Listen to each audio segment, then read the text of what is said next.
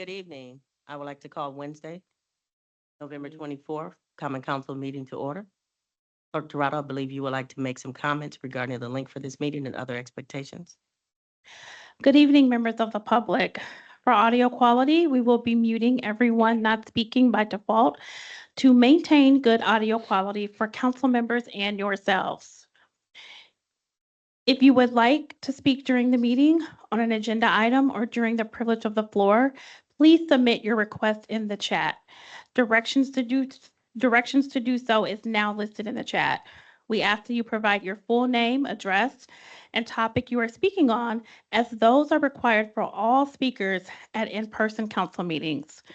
If you would like to be called on during the meeting to provide public input, please insert the following into the chat, and you will be called on during the relevant time for public input. My name is full name, and I live at address, and I would like to speak on, for, or against agenda item. You will then be given 5 minutes to speak. Please be sure to unmute yourself prior to giving your remarks. Thank you. Thank you. At this time, we would welcome Pastor Freiberg from Santa Monica Catholic Church. If you're here for the invocation, welcome. Thank you so much.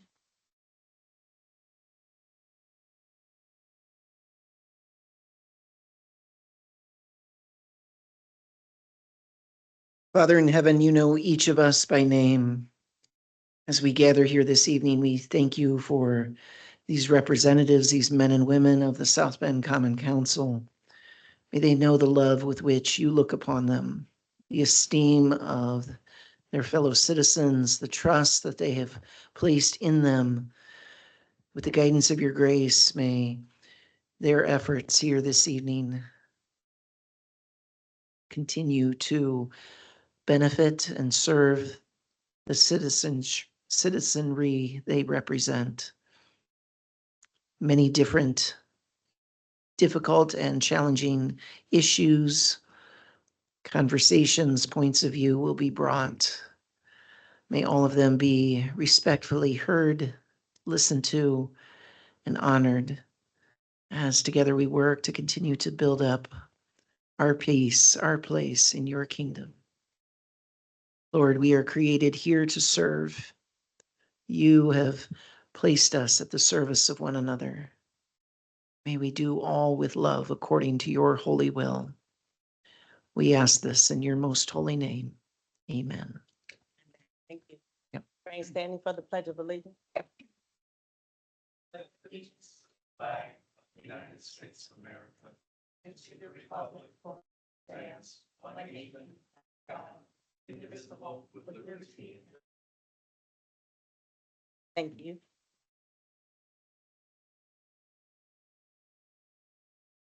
Clerk Torado, would you call the roll, please? President McBride, Present. Vice President Doskoski, Present. Councilmember Gooden Rogers, Present. Councilmember Thomas Morgan, Present. Councilmember White, Present. Councilmember Lee, Present. Councilmember Warner, Present. Councilmember Bolden Simpson, Present. Councilmember Dr. Davis. Present. All 9 present. Thank you. At this time, we will have a report from Subcommittee on Minutes from the November 13th, 2024 meeting. To the Common Council of the City of South Bend, the subcommittee has inspected the minutes of the November 13th, 2024 meeting of the council and found them to be correct. Therefore, we recommend the same be approved. Thank you. I would like to entertain a motion regarding the minutes for November 13th, 2024. So moved. Second. It's been moved and seconded. All in favor? Aye. Aye. Any opposition? The motion's carried. I would now like to entertain a motion to resolve into the Committee of the Whole. So moved. Second. It's been moved and seconded. All in favor? Aye. Any opposition? The motion's carried.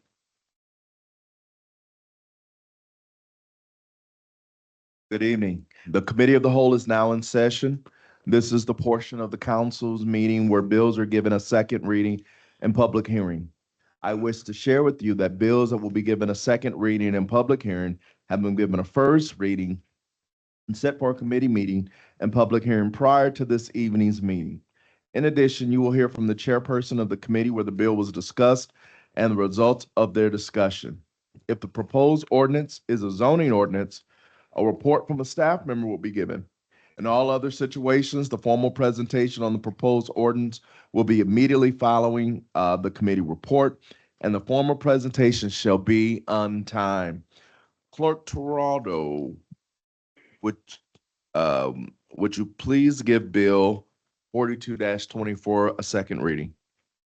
Public hearing on an ordinance of the Common Council of the City of South Bend, Indiana, amending the zoning ordinance for property located 829 South 27th Street, Councilmanic District Number 3 in the City of South Bend, Indiana.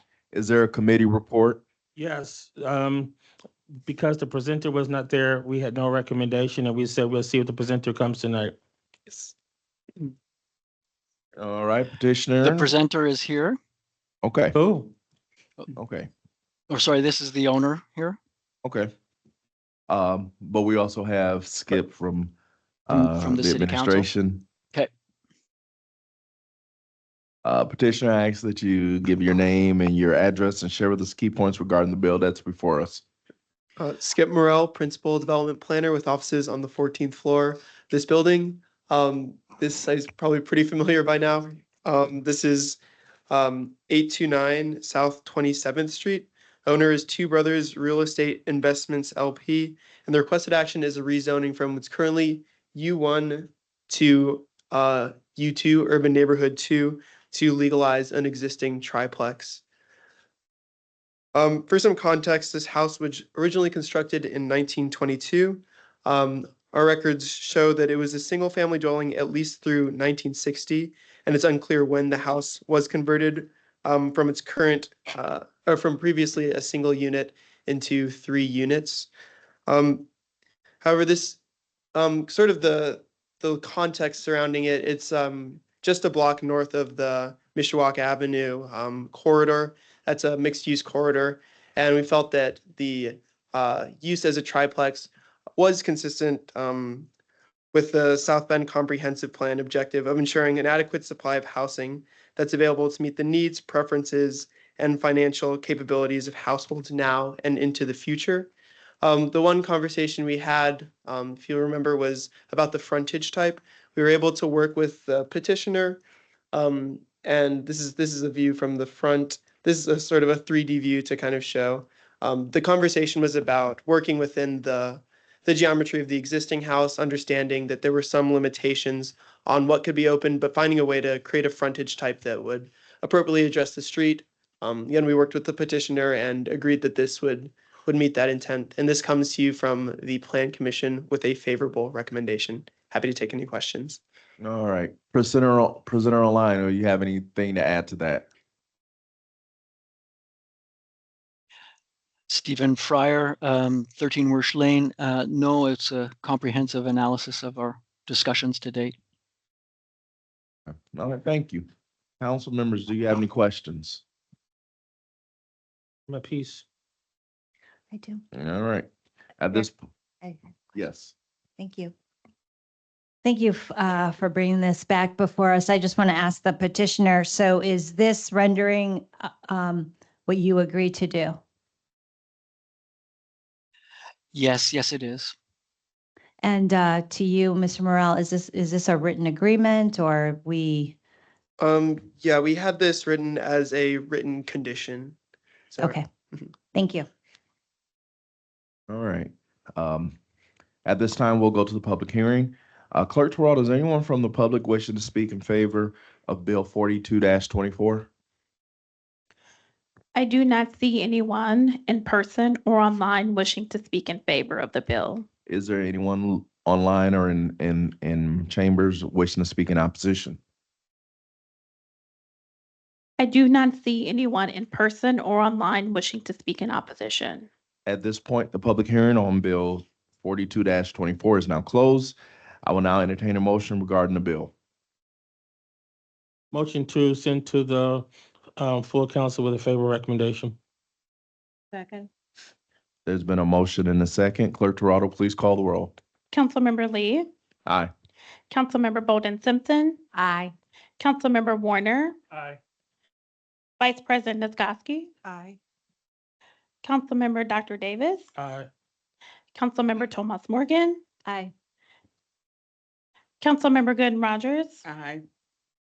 Councilmember White, Aye. President McBride, Aye. 9 ayes. All right, Bill 42-24 be sent to the full council with a favorable recommendation. Clerk Toronto, could you please give Bill 53-24 a second reading? Public hearing on an ordinance of the Common Council of the City of South Bend, Indiana, approving the petition of the Advisory Board of Zoning Appeals for the property located at 809 Walnut Street, Councilmanic District Number 2, in the City of South Bend, Indiana. Is there a committee report? Yes, the petitioner was not here, so we sent this to the committee of whole with no recommendation. All right, is the petitioner present? The petitioner is present. I think with the last session, it was the previous committee meeting was running a little long, so I think some of the petitioners weren't sure. All right, I ask that you state your name and address, share with us key points regarding the bill that's before us. Skip Morrell, Principal Development Planner with offices on the 14th floor of this building. This is Bill 5324 for a property located at 809 South Walnut Street. Owner is Francisco Javier Barcenas Rodriguez. And the request is a special exception to allow a duplex in a U1 zoned property. First, for some context, this is the house as it exists now. Looking at sort of the broader neighborhood context, a 2-unit dwelling unit could be contextually appropriate in this area. Given the mixed use nature of the surrounding neighborhood, you have nodes of more commercially zoned properties at the corners, as well as along Sample Street, a stretch of properties that are zoned U2, Urban Neighborhood 2, where you can build up to 4 units by right. So the duplex could make sense in this context.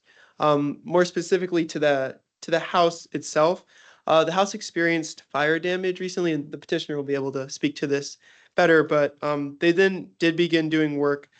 They demolished the porch, exterior stone was removed, windows and roof were replaced, and a second door was added. These were originally done without a permit, and it was red tagged, which is why it came to us. When we looked at the property, we felt that, and this is the conversation we had at the BZA, that again, typically when a special exception for a duplex is requested, most important thing is that we look at it beforehand and make sure that it's sort of meets the surrounding built form. We worked with the petitioner. This is the building as it is now, as it was previously, and then this is their proposal. So they're looking to rebuild the porch, rotate the door, the second door on the front around to the side, and move around some of the windows to kind of restore it to the way that it was.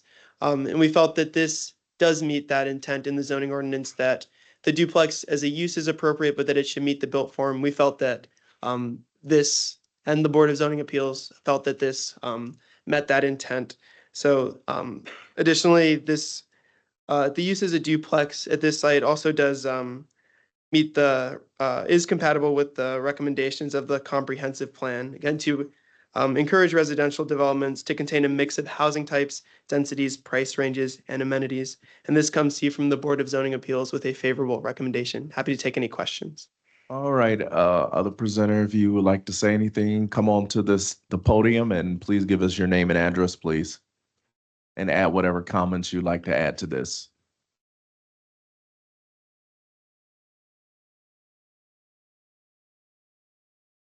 My name is Francisco Rodriguez. My address 19672 Dye Street. So I'm the owner for all 09 Walnut Street. Anything you want to add to No, the presentation? Okay. All right, well, thank you very much. Council members, do you have any questions? Vice President Skowski. Thank you, Chair. I have 2 questions. Is when this was at BZA, how many people spoke against and in favor? And as far as Mr. Rodriguez in front of us, what would be the specific use for this? Do you plan on living in part of the building and then, or renting out both portions if this is going to be set up into 2 units, or what's the plan? So those are my 2 questions. Skip, probably first one for you. To answer the first question, there were 2 letters of remonstrance and 1 in favor. So, at the BZA meeting. My name is Guadalupe Garcilaso. I am Francisco's wife. We live at the same address, 19672 Dice Street. At the beginning, initially, when we purchased the property, that was going to be our, I guess, where we were going to live. And as it took us a longer period to remodel the house, we felt that it was a bigger property than we anticipated. So the increase of anything, gas, electric, would have made this property management to be a little bit more expensive for us. So right now we were looking at renting to our extended family, which we do have 2 families that need it's our family. So that's what we're looking at right now for the duplex. So one family in each duplex. And so you guys will be managing the properties. Yes. All right, thank you. Councilwoman White? Yes, thank you. For those who were not in favor of this particular project, what were some of their reasons? I think the primary reason had to do with introducing new rental units to the area. There was a bit of commentary on the way that the house was developed without going first through the permitting process. Again, on the back end here, if this were approved, it would go through the full permitting process, and we would be involved from a zoning standpoint to ensure that this design was met and that all other zoning standards were also met. Thank you. Yes. Yes, I have a question. I would like to know, has this house been totally renovated for its the wiring? Because if I'm understanding, didn't this house just about burn totally down at one point?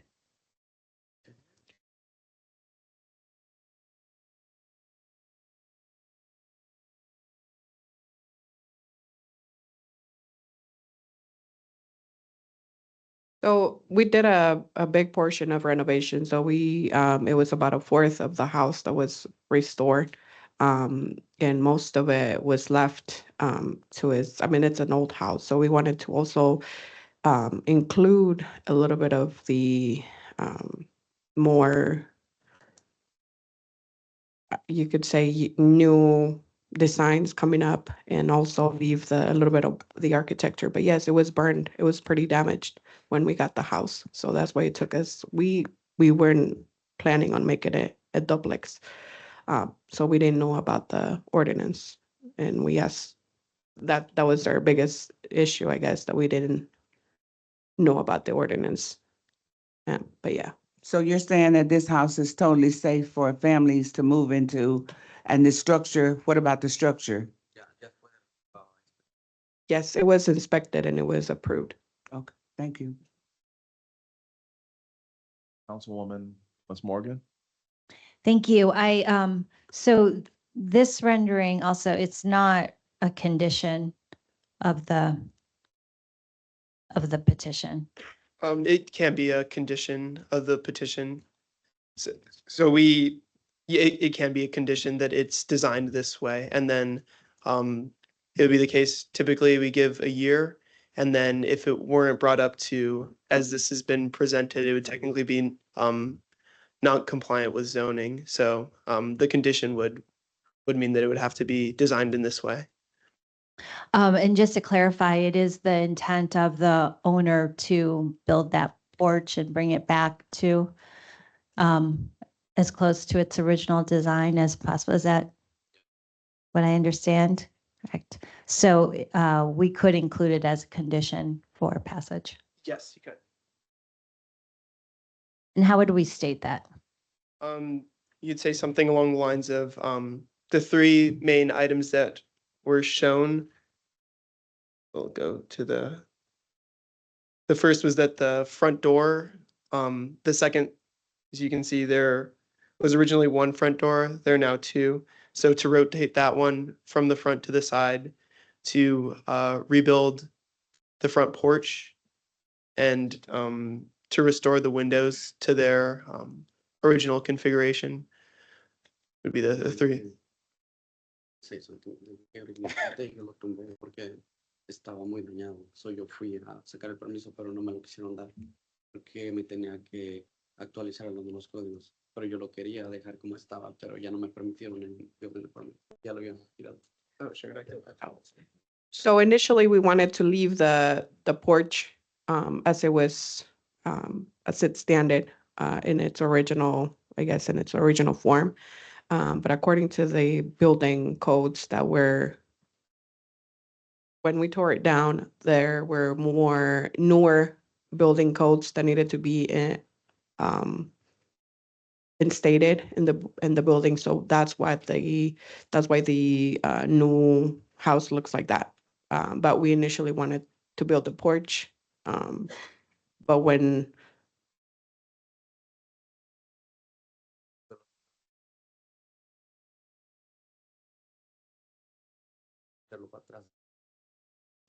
So we wanted to get the permit to build the porch back up. But they didn't allow the permit because it was not according to code anymore. Yeah, so when they, and my understanding is the original porch was too damaged to It was too restore. damaged. So the original porch was too damaged to restore. So when they removed it, they want to pull permits to build a porch of the same size. The building department originally thought that the porch was too close to the frontage or to like the property line. It didn't meet the setbacks. We took a closer look when this plan came back through and saw that you can use kind of a contextual setback. So a lot of the houses on this street, as you can see, are quite close to the property line. So we were able to use that contextual setback to be able to build back the porch as it was originally. And we've made that, confirmed that that's zoning compliant to build it back. All right, thank you. Well, council members, any other questions? Are we good? At this point, we'll go through their public hearing portion. Clerk Toronto, is there anyone online wishing to speak in favor of bill? I do not see anyone in person or online wishing to speak in favor of the bill. Is there anyone wishing to speak in opposition? I do not see anyone in person or online wishing to speak in opposition. At this point, public hearing on bill 53-24 is now closed. I will now entertain a motion.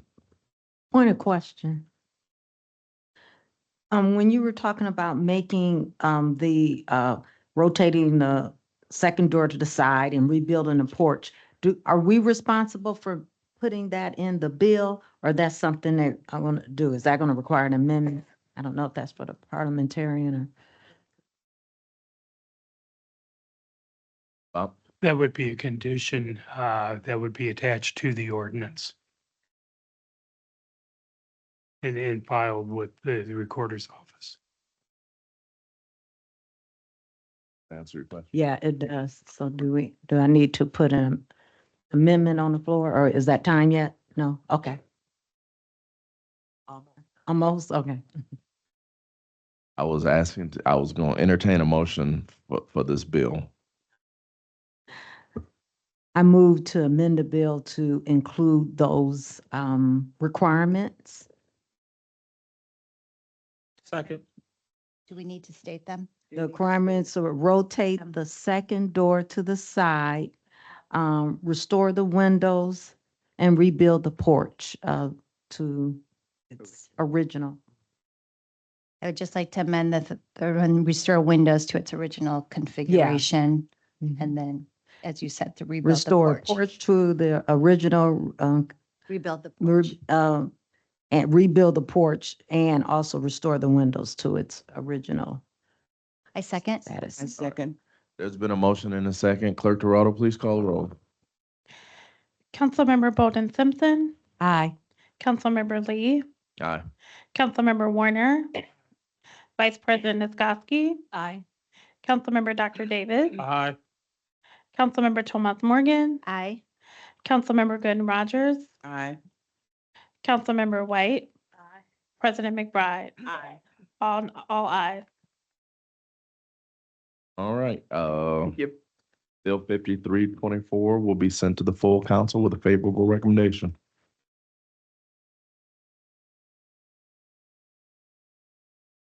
Bill 64-24 has been tabled. Clerk Toronto, would you please give Bill 65-24 a second reading? Public hearing on an ordinance of the Common Council of the City of South Bend, Indiana, adopting a merit board system governing the South Bend Police Department. Is there a committee report? Yes, there is, Chair. Bill 65-24 was heard in Health and Public Safety Committee this afternoon, and it comes to the Committee of the Whole with no recommendation. Okay. Is the petitioner present? Yes. Thank you. I ask that you state your name and address and share with us key points regarding the bill that's before us. Yes, thank you. Good evening, Kylie Connell, Assistant City Attorney, work with the Police Department at offices at 701 West Sample Street. And I believe Chief Ruskowski is also here, and I will reserve some of my presentation time for him to follow up in person. So if Clerk Toronto, do you have the PowerPoint up? Yes, we do. Thank you.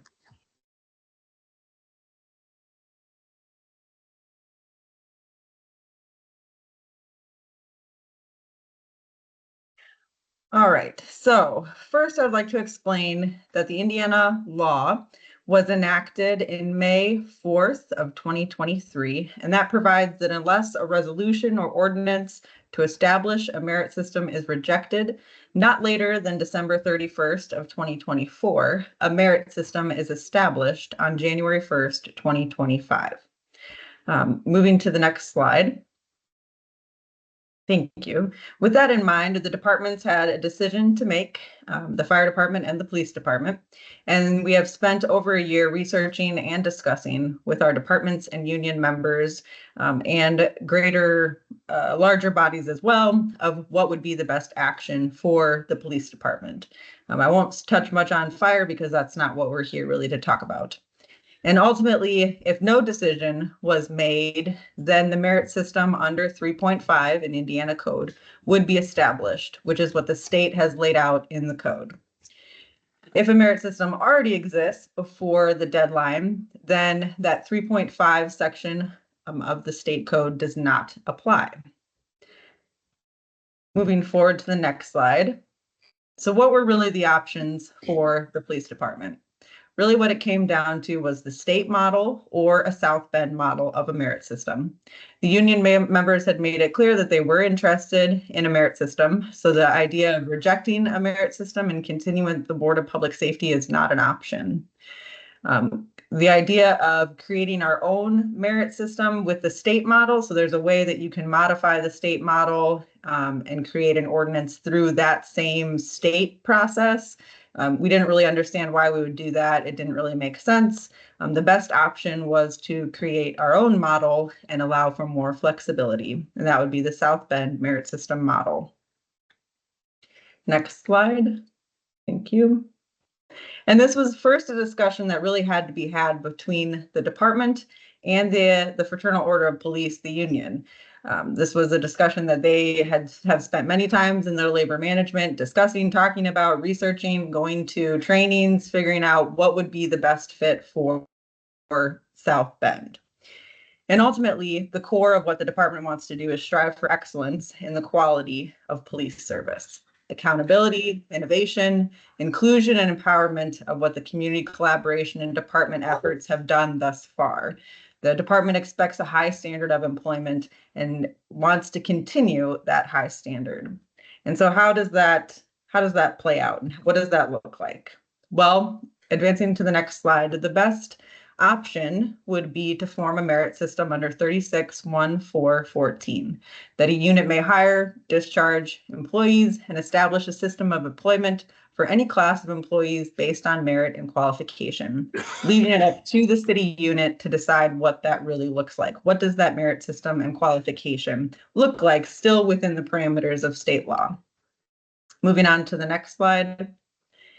One important note is that following the South Bend model means that the state model under 3.5 does not apply. that all what's laid out in the state model, which is really geared more towards fire departments, would not apply to our model. We would not have to follow those statutory regulations. The only things that would apply by law, Indiana law, would be that a third of the board has to be elected from sworn members of the department. The other section that applies is 19.3, but again, this is geared towards fire. This is for EMS certification. It doesn't apply even towards the police department. So while it's a requirement under state law, it doesn't apply to a police department merit board. Advancing to the next slide. Thank you. So looking at the differences, one important thing to note is that the proposed merit board really does not differ far from what we are already doing under the Board of Public Safety.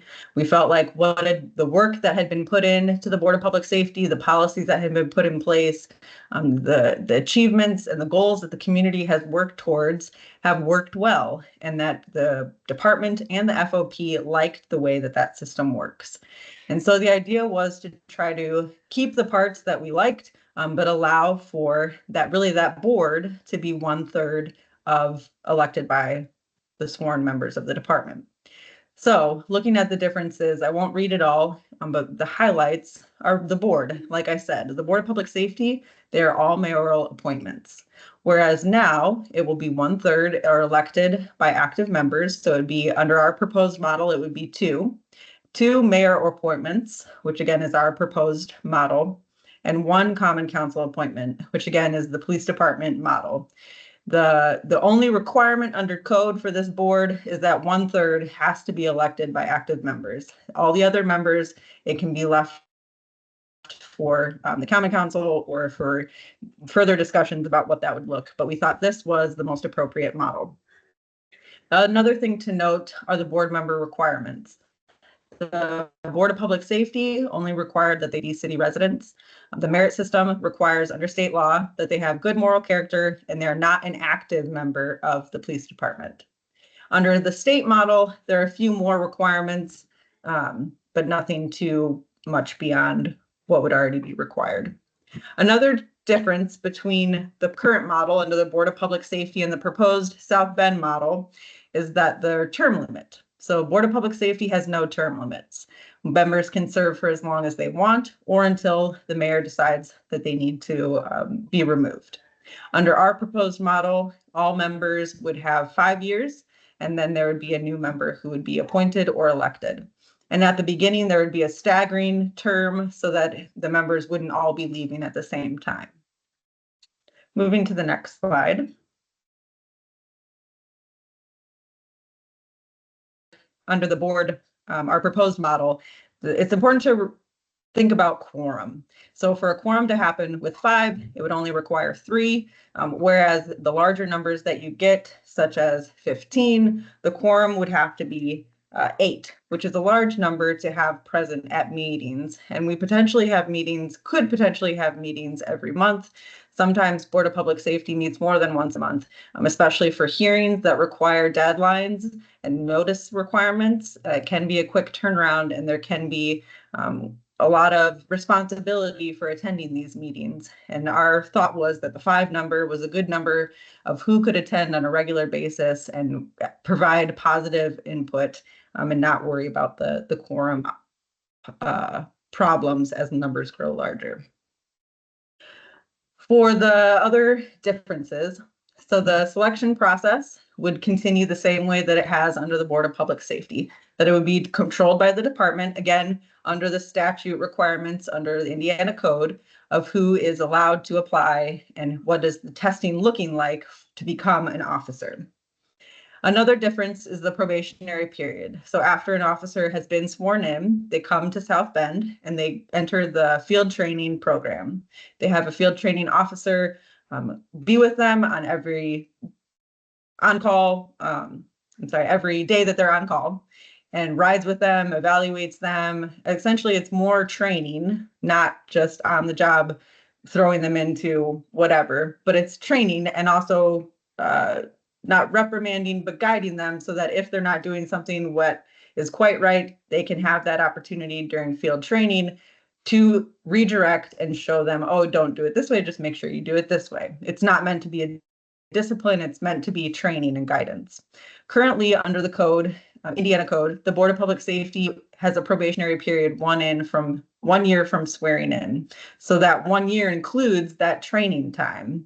Well, the department feels it would be more beneficial to have the 1 year probationary period start after the FTO training time, so that they complete all of the required training, and then they're given that 1 year to make sure that they are a good fit and to make sure that they're right for this department. For the promotion process, it would again follow what has already been in place under the Board of Public Safety, that it's department controlled under the labor union management team, and that they elect how to do promotions for sergeants and lieutenants. This is important for them. They feel like they have a lot of input on the promotional process and that they want to pick the right people for the job, not the people who just test well. Another factor is performance evaluations. Performance evaluations can be very subjective. There are many supervisors and there are many different officers. And so when you add in all these different supervisors doing evaluations, it's important that the department continues to control any evaluations that happen and that it not be somebody from the outside determining how to do these evaluations. Moving to the next slide. The last portion that's important to note is the discipline. Discipline actually under each model stays relatively the same.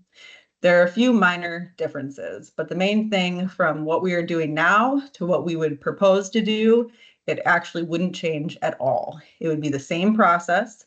The proposed code site is the Board of Public Safety code site. So it's that anything above 5 days goes before the board for approval. Anything 5 days and under is a suspension that can be controlled by the chief. It would go still to the board as a notification, but it wouldn't necessarily need to be approved. That's the current model, and that's the continued proposed model. And this would govern demotion, dismissal, reprimands, forfeiture, suspension. The hearing procedures would again be the same as what the Board of Public Safety is following. The state merit board is a little bit different. They mention only suspension, demotion, or dismissal going before the board. For the 5 days, it's the same.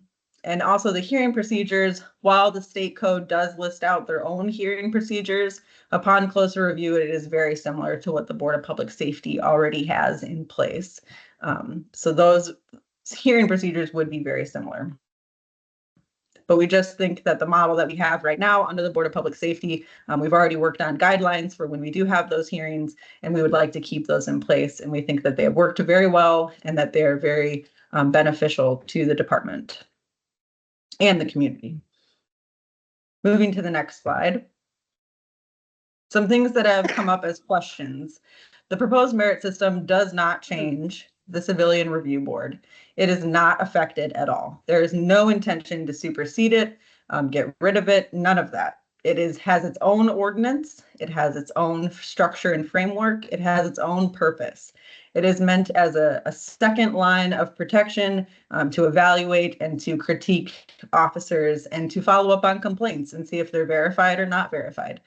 They work with the internal affairs. They don't work with the Board of Public Safety. The Board of Public Safety currently is not involved in any investigation work. They only hear or know of things when they come before the board. The merit system, it would be no different under any proposed model. They would only come to the board at the point where there is actual discipline happening. It is up to the CPRB to do that initial investigation separate and outside of what the internal review is. It's not meant to be a replacement. It's its own. Also, what does not change is the Board of Public Safety. While it may exist under the Board of Public Works, which is for the mayor and the Common Council to decide if it would be a standalone or if it would be combined, the Board of Public Safety would still be deciding policies, SROs, special police commissions, administrative resolutions such as setting holiday schedules. They would still hear reports and statistics. They would still give out challenge coins, and they would still approve any collective bargaining agreements. And then any other matters or properties would still go before the Board of Public Safety. So that could be big contracts. It could be any kind of property issues of selling things, getting rid of things. All of those would still be under the Board of Public Safety. It would not transfer over to any merit system. Then moving on to the final piece. So what does our proposed merit system look like? First, selection, choosing our officers. We have a high level of integrity that we demand, and the department wants to continue to determine those procedures. It's rigorous, and we feel like we have a very good system with our training department, following what's already required under state law.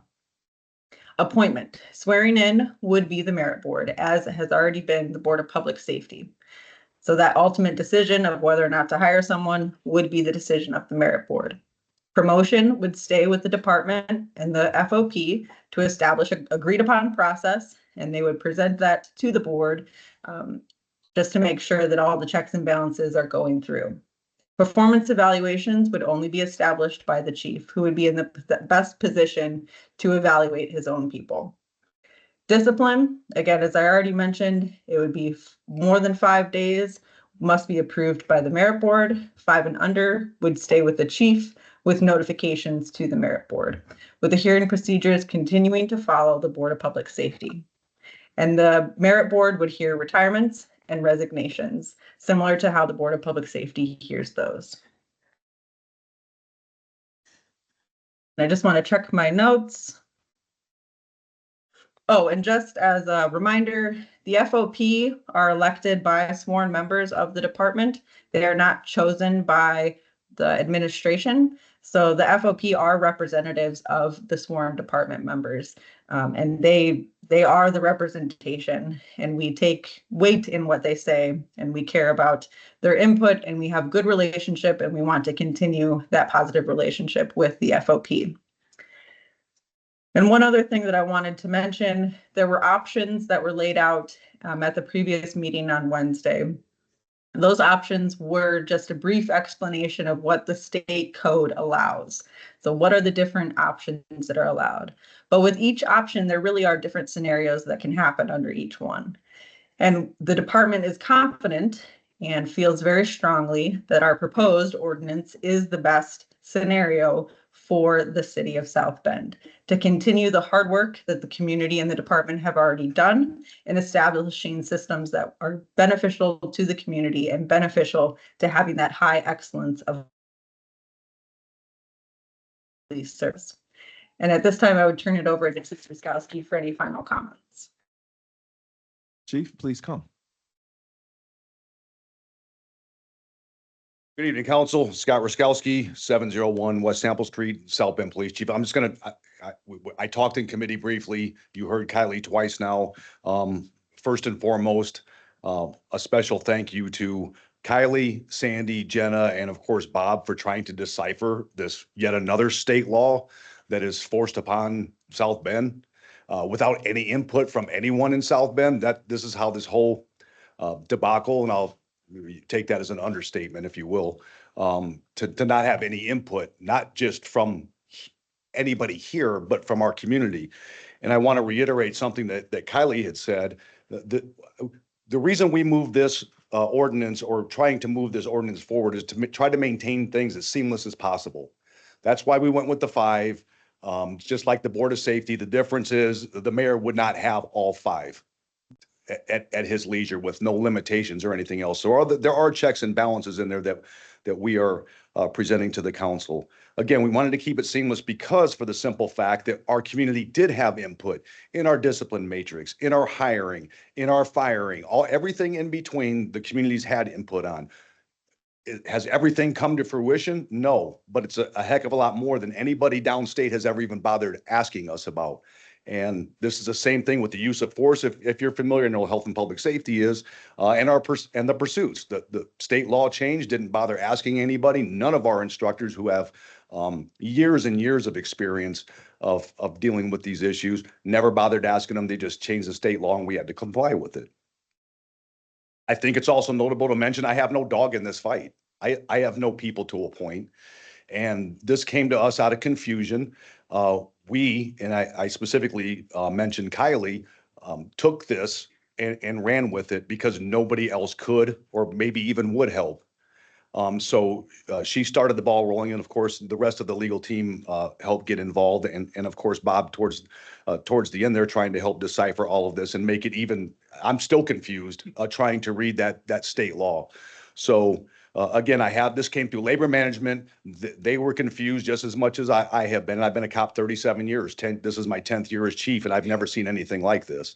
I do know that after I just left, I'm on a board of directors for the state police chiefs, and they had brought up that the primary reason for this was for smaller departments to get rid of the good old boy systems that were there. So 20 and under, that's what it was designed for, which are the bulk of police departments in Indiana.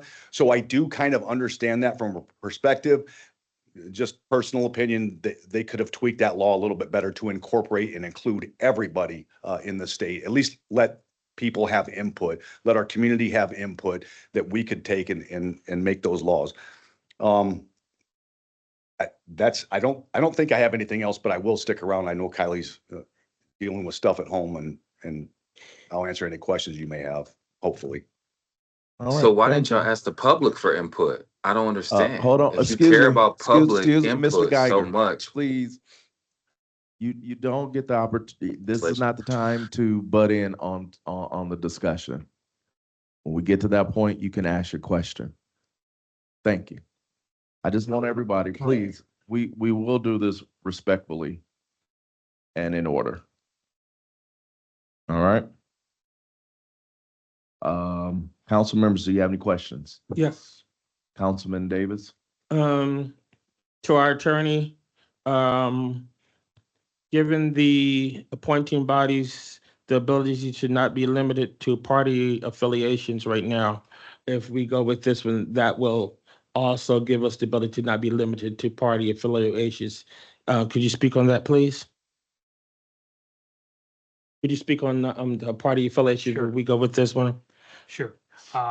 This was option 4 under the presentation I made last week. This gives the council, gives the city the most flexibility. Under state law, the mayor's appointees must be of different political parties. Though that would be the law that we would be required to follow if an ordinance similar to this is not passed. Under this ordinance, the mayor's appointees are not limited to, or not required to be of different political parties. So this is a part of the flexibility options that you were giving to us from that standpoint, and including in that flexibility options was also the number of people that could be appointed by this option that we could discuss and make a Correct. decision. Could you talk about that, please, as a part of that flexibility that you were discussing? Correct. Under the state models, it was limited to a 5-person board, and the mayor would have 2 appointees. The police department would have 2 appointees, and the common council would have 1. Under the model that the city is proposing, there is flexibility in that. The council could pass a different number of members of the board, and it could change the composition of the board as far as who appoints how many. The only requirement which we have to meet under any circumstance is that at least 1/3 of the members of the board must be elected by the police department. So as a part of your flexibility argument, there was some limitations with the 1/3 with the police department has to can elect. Correct. The only way to avoid that would be if the members of the police department and the city council decided to reject merit system entirely. That was probably not an option in the city of South Bend, since the police officers had made it known that they favored a merit system. So under any scenario where we would be acting under now, at least 1/3 of the board members would have to be elected by the active members of the police department. So a last part of that flexibility issue, so then we as a body here tonight can vote on the number, and then the member makeup of that number is going to be left up to us. And that makeup can, when we do that, we could have citizens who are from the CRPRB board. We could have a variety of people that we could make up. That's our option then when we make that up. That's correct. Okay, I'm good. I do apologize that we did not accept the substitute bill 6524. So I will take a motion for that. So move. Second. All right, there's been a motion and a second. All in favor? Aye. Any opposition? All right, we have accepted the substitute bill. I apologize for that. I'm at peace. Okay.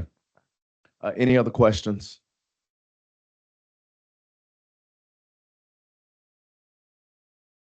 All right, if there not being any other questions, again, I did have a question. The field training officer, the option that we're proposing right now, it states that after they've been sworn in for a year, or after they've had the field training officer ride with them for a year. So is that given 2 years of a new recruit being mentored to be able to be evaluated to see if they're a good fit for the police department? No, it's not extending it by 2 years. So the chief, correct me if I'm wrong on the weeks, but the field training, I believe, is about 14 weeks. And so after they get sworn in, they do the FTO program for 14 weeks. And then that would start the 1-year probationary period. Okay, so a year and 14 weeks then. Yes, and to clarify just a little bit, that once an officer is sworn in, as it stands right now, it's 1 year.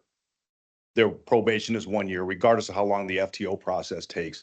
I think with this ordinance that we're looking for is extend that a little bit longer, because it's anywhere, it could be 14 to 16 weeks. It could even be shorter if you have lateral transfers. That doesn't mean that officer would be the right fit for the police department. You know, we've had some come from large agencies, some come from small agencies, and sometimes they're not fits. That's when we're talking about laterals. And then some, quite frankly, just aren't cut out to be police officers.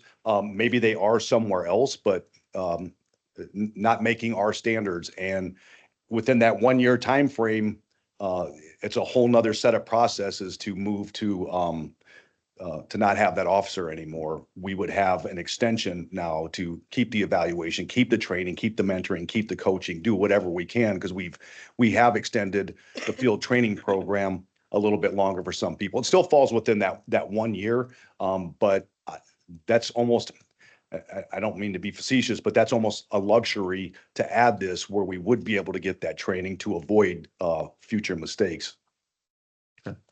Chair. And if I may, respond to Councilman Davis's questions briefly. Okay. Which one? So he was mentioning the members appointed, the board members appointed, and he mentions the CRB members could possibly be dual on both. And I would just caution that in my opinion, there may be a conflict of interest if somebody is on both boards. Okay. I was just, that's a good point. The, may I ask, I can concur with that. With the meetings though, will the merit board be held where members like we do here on the city council and other boards for the city be able to attend by online meetings? Well, is our council, will they be able to do online meetings like we do and like other boards do? Like So I can't. Yeah, so I can't speak specifically to the board that would be established, because they would be charged in the first couple months of establishing what rules for how often they would meet, how they would meet. But I would say that I think almost all of the city departments have a virtual option, and that this would be considered an open unless there was a reason to have a closed meeting, an executive session. So this would be considered a board just like any other board, and I would expect there to be a virtual option as well. Great. That's good to know that, because I know earlier our discussion was when we were talking about the number, that it may be challenging for some people to get there, but it's nice to know that people will have a virtual option, which I think will help increase the attendance, because I know transport board and county boards and city boards have that. So I'm encouraged with that. Thank you. And my other question is, it's right now our Board of Public Safety is 5 people. The number on the Board of Public Safety, the 5 people are appointed by the mayor. With this new merit system, there would be 2 appointed by the mayor, 2 appointed by the members of the FOP. It wouldn't be a person that's a current officer, and then we would have 1 person appointed by the city council. So the bigger, but a third of it has to be members of the FOP. So the bigger the board, the bigger the members of FOP would be. Is that correct? Okay. Yes, that's correct. And just one point of clarification. So there is kind of a nuance with the FOP. You don't have to be a member of the FOP to be a part of the department. And I think there are a few officers who have chosen not to be a part of the FOP, and they would still be considered part of that active member who would be allowed to vote for a board member. So it's not just FOP members, it is the entire department. So I just wanted to point out that one nuance. Mm-hmm. And right now, it's 5 members appointed by the mayor. If we don't do anything, it will be 5 members, 1 Republican, one Democrat, the party lines for everybody. Okay. So another point of clarification on that, if we do nothing and we are forced with the state model is 5 members, with 2 being appointed by the mayor who have to be of opposing political parties, 1 being the common council, being appointed by the common council, and 2 being elected by the active sworn members, again, of opposing political parties. All right. Yes, Councilman Simpson. Thank you, Chair. But we want to, right now, what's being presented is 5 members, but the council is, or one of us is at liberty to propose an amendment to that. We haven't got to that point. Okay, but Yeah. I just did want to put that on the table because that's just not written in stone. We could propose an amendment to that. Yes. Okay. We're gonna go to the public hearing portion. Or was there any other council members want to make comments or say anything before we go to the public hearing? On the public. Huh? On the public. All right. Would Clerk Toronto, is there anyone from the public wishing to speak on Substitute Bill 6524? Favor. In favor, I'm sorry, of Substitute Bill 6524. I ask that you come to the podium or unmute yourself and state your name and address for the record. How are we all again? Joshua Morgan, President FOP 36, 701 West Sample Street. Yeah, we are in favor of the merit board. Obviously, there's going to be a lot of discussion. I guess I do have a question. Will I be able to address you folks, the council again? Because I know there's going to be some differing opinions, and this is not something that it's not like a big scary monster like everybody's trying to make it sound. All right, we're going to a merit board. It's just whether we want to try to tailor it to South Bend to kind of keep things running smoothly with the department, or if we want to kind of risk it and go with the state mandate. Without getting too much into it, I'll just leave it for later. So I guess, will I be able to still address the council later as questions arise? Yeah. No. Okay, they said you wouldn't be able to address because you're not a presenter. Okay, well, then I'll just go ahead and say it now. If it gets too out of control, from my understanding with the council and the ordinance, as the FOP, we can always appeal it to the state attorney, and then we can just go back to the state mandate, just so you know. Okay. Thank you very much. Is there anyone else wishing to speak in favor?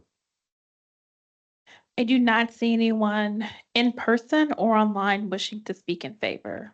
Clerk Toronto, is there anyone in person or online to speak in opposition?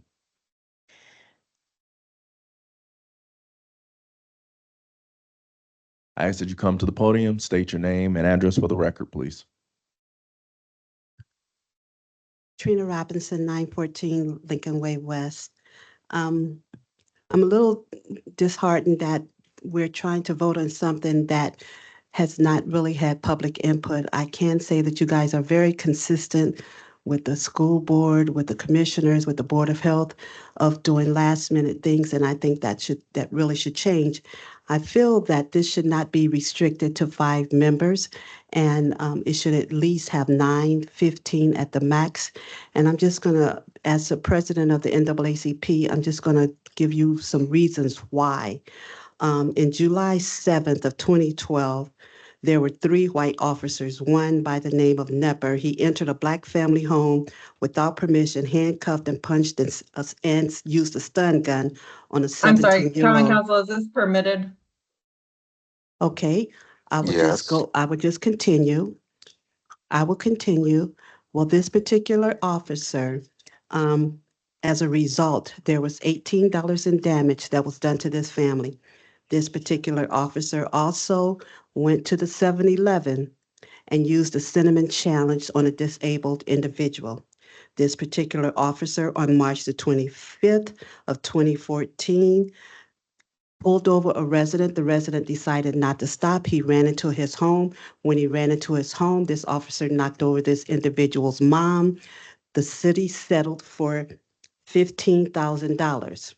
We go to 2019. This particular officer was also involved in the Logan death. He took this individual to the hospital. I say this to say that this particular officer is now the treasurer of the FOP.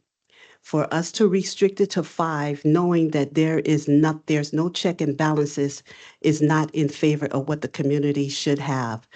The community, the Black community has there's no transparency.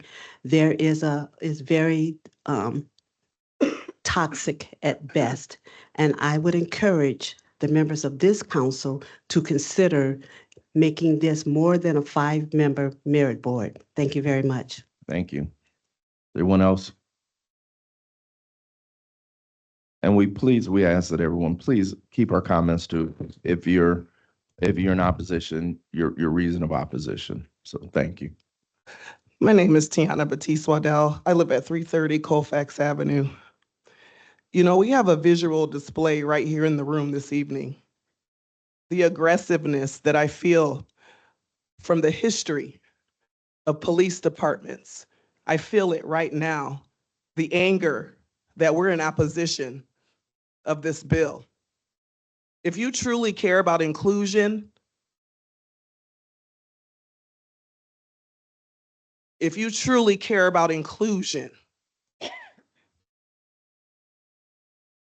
then you will go with the state model. The only difference are the parties. At least that's what I see. So what are y'all scared for? If you truly care about Black people first, the indigenous, because it's very sad that in this room we have a visual of what our FBIs have told us, that there's a republic of white supremacy in our departments. Thank you.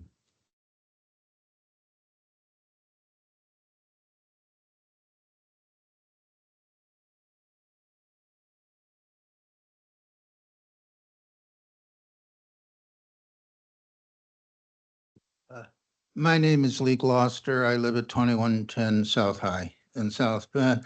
I just wanted to comment on the attitude I got from the attorney in describing the inconvenience of having a large number of people on this police board. And all my comments I want to say is, okay, on the training and these things, you know, I'm not going to have any say anyway, and anybody on that board isn't going to have any say anyway, and that was made quite clear to us. But it seems to me that the voice of citizens, and I liked the idea, it was, of course, stated earlier at the other meeting earlier today, but the idea that maybe an expanded board would give all members of the city council the right to put somebody on this merit board here. I think it's the voice of citizens that should control this thing. I don't believe that the convenience of organizing a meeting is what should control, okay? And as far as people being able to make that meeting, it is the responsibility of people who go out and ask to be voted on by other sworn officers, okay? It's their responsibility, all right, because they were voted in, that they should attend these meetings and they should participate in that. It's not, again, it's not convenience that determines this. It's their responsibility, and it's the right of citizens to have a voice here. I'm through. Thank you, sir. Prior to moving online, is there anyone else in the chambers that is wishing to speak in opposition? Moving online, Mr. Geiger, please state your name and address and unmute yourself. Jordan Geiger, 302 South Falcon Street. As mentioned, I'm speaking in opposition to the bill because I feel that 5 members is not enough. And given what the Attorney Connell has said, she's very clear that the only people who were consulted in this process were the mayor, the FOP, and perhaps some council members, but the public has not been engaged at all. Chief Roskowski just said himself that they value the public's ability to weigh in. We weighed in on the police discipline matrix. We weighed in on the use of force policy. Well, why weren't we given ample time to weigh in on this? You've had over a year, well over a year, to have discussions about this legislation. The subcommittee under which this legislation came has not met for months. And then in the 11th hour, during the holiday season, when nobody's paying attention and everybody's trying to get their money up to feed their families and buy gifts and have, a happy end of the year, this comes before us, along with these other bills that are meant to silence the public. So I do not believe that we should move forward in this fashion. This bill should be amended at best, or at the least, to include 15 members so that each member of the council is able to make an appointment to this board. We should not limit it to 9. We should expand it in such a way where the police can have their 1/3, but they don't have more appointments than the council and the mayor. The way this is set up, they get 2 appointments, the mayor gets 2 appointments, and the council gets 1. I don't think that that's fair at all. So I say expand it to 15 members so that it allows for them to have 1/3 to meet state statute and allows for all the council members to be able to make 1 appointment. Thank you. Thank you. Dr. Rado, is there anyone else? Mr. Peter, please unmute yourself and state your name and address for the record. My name is Peter Lotzenheiser. I live at 4620 Acacia Place. I want to speak in opposition to the current bill, especially as written, for many of the same reasons the other speakers have mentioned, in terms of this isn't something that most of the South Bend community knows about. It's not something that there has been a lot of public input on. And the merit board as it's presented would fundamentally take away a lot of the kind of like community oversight that the public would have of police.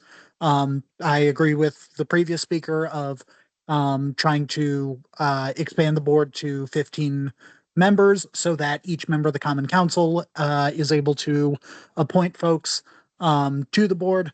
But in its current state where, 2 are going to be elected by police and the others elected by the mayor, this just isn't, this is replacing a kind of difficult system that we have now with a vastly worse system imposing on the entire community. So I would like to speak in opposition. I would like to reiterate excuse me, I would like to encourage council members to vote against this bill. Thank you. Thank you. All right, Clerk Corrado, is there anyone else?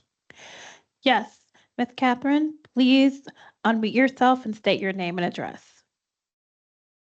Hi, yes, Catherine Redding, 1134 Lamont Terrace, South Bend, Indiana.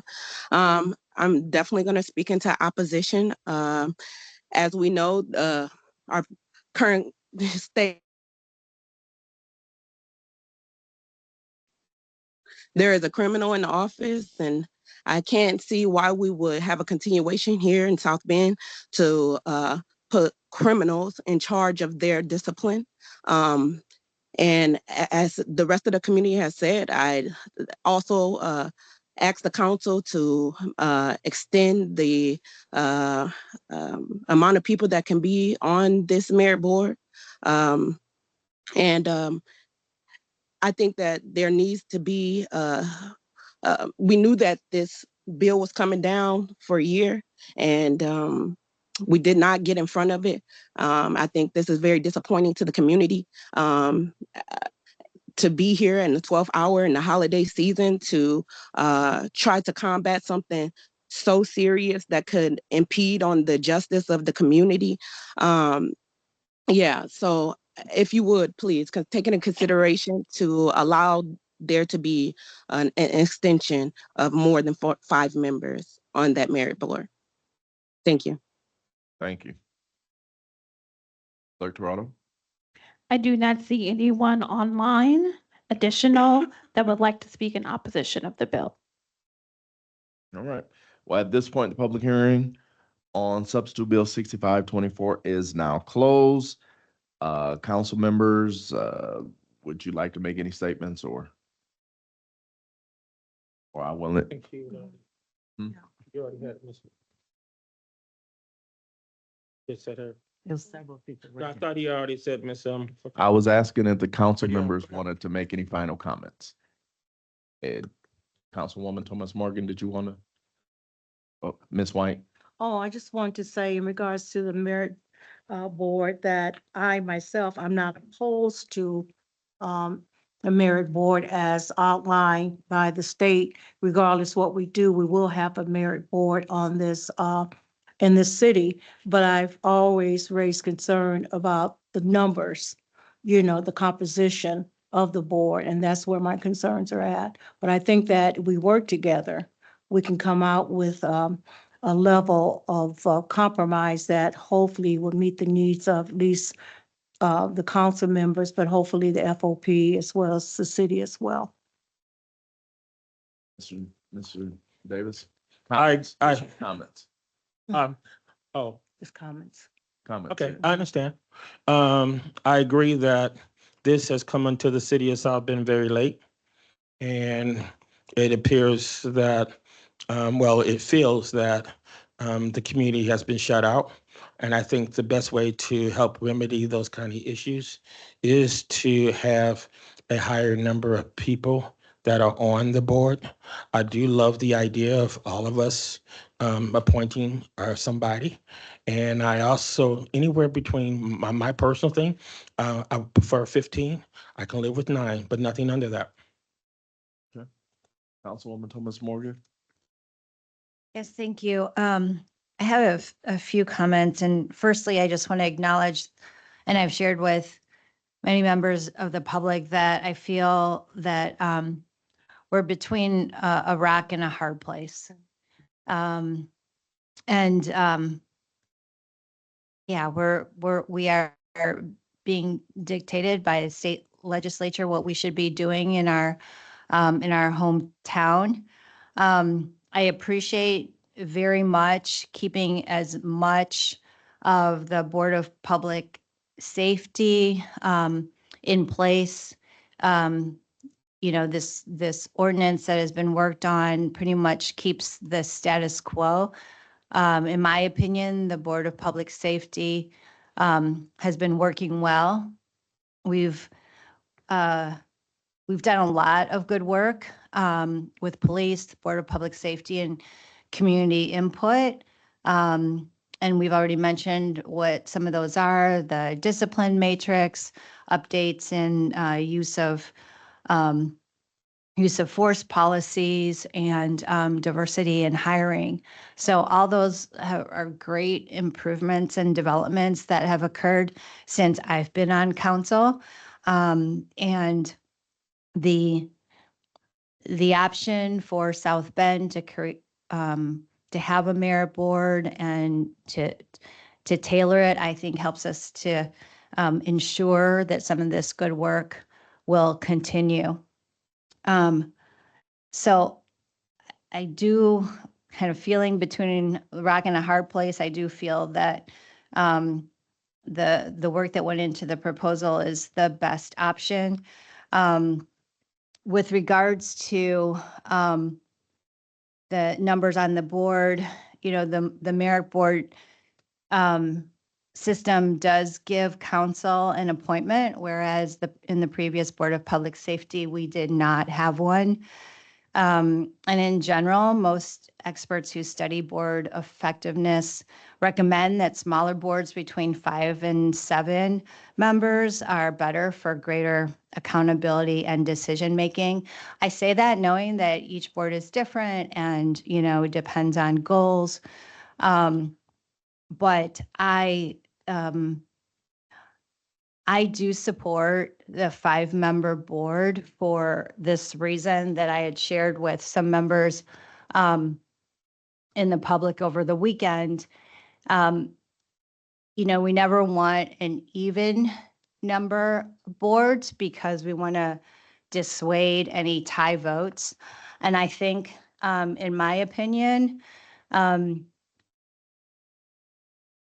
having the one council appointment as the 5th member would be a powerful position because in any circumstances, it could be the deciding vote.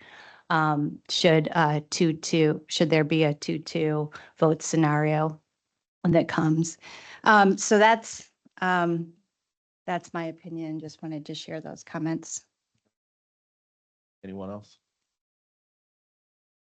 Well, I don't. Vice President Skowski. Thank you. I don't have anything quite that lengthy. All I can say is looking at the current structure of Substitute Bill 6524, it looks like they were somewhat careful to try and craft it closer to what the Board of Public Safety looks like now. The Board of Public Safety has 5 members now, only they're all appointed by the mayor. So the only big differences I see right now is just how the new merit board would be made up of the 5 members. And so that's just how I view it right now. They want to keep all the other processes in place that they've achieved so far through the 21st century policing efforts. And that's, as we all know, the matrix and the different things that they've put in place. I think if they would want to go to more members, it does make it harder to manage a bigger board. I mean, that's just, it's hard to get 9 of us members sometimes all together. And these are going to be very important decisions that they're going to be looking at and making and holding and needing accountability. So I'm fine. I think they tried to mirror the Board of Public Safety and its makeup, and that's where I'm at. President McBride. Thank you. Thank everyone for their comments and the presentation and the tough task that it always is for us to have to make decisions for everyone. Not everyone is going to always like our decisions, no matter who they are or what way we go. Looking at the different options that had the substitute bill that came out, I saw the option of maintaining the 5, 7, or 9. And my thought was, and I'm just one of 9, is to look at like a member of 7 was where I was to, is my input. All right, Councilwoman, go down and we'll come. Correct, around? Yeah. Okay. Councilwoman Gooden Rogers, please. Yes, I'm sitting here and I'm just listening and I'm thinking that I'm the 5 or the 7 is fine with me. But what I want everyone here to know is that each one of us have chosen a person to be on another board. And right now, out of the 9 that each one of us chosen, we probably have 4 that shows up, and this board really cannot function because we get the people that say they want to be on there, or we get 2 or 3 picks, we pick them, and then they don't show up. So what we need to do is we need to be careful about what we're doing right here, okay? Now, my person has showed up at every meeting. My person is even an officer. So, but we need to think about what we're doing here and seeing that we get good people that really wants to serve on this stuff, okay? We need to take our time, stop being so mean and cruel to one another, because no matter what, we still all got to work together with this situation. And that's one thing we need to settle down our tempers and get more godly and make very wise decisions. Councilwoman Troy Warner? Yeah, I think, so the mayor board isn't anything new. There's, I've told a couple of you, there's 100 of these across the state. The county police have had a merit board for quite a long time. Most of you probably know Chico Rodriguez and Deborah Walker that sit on the merit board. So this isn't any new invention. It's just designed to give the employees through the union a seat at the table. And as has been said, I think this is the system that keeps as much of the Board of Public, actually it keeps all of the Board of Public Safety functioning and operating the way it has been. All it does is it takes 3 of those appointments away and gives 2 to the police officers and 1 to the council. I support the 5. I think that makes sense. I also like Councilmember Thomas Morgan's point that potentially if there's 2 and a 2, the council person to maybe be the tiebreaker vote. If you go to 7, then you're given 3 members to the police officers to elect, 2 to the council and 2 to the mayor. There's a little misdistribution there. And then we seem to all forget that we're actually going to have 2 merit boards. There'll be 1 for police and 1 for fire.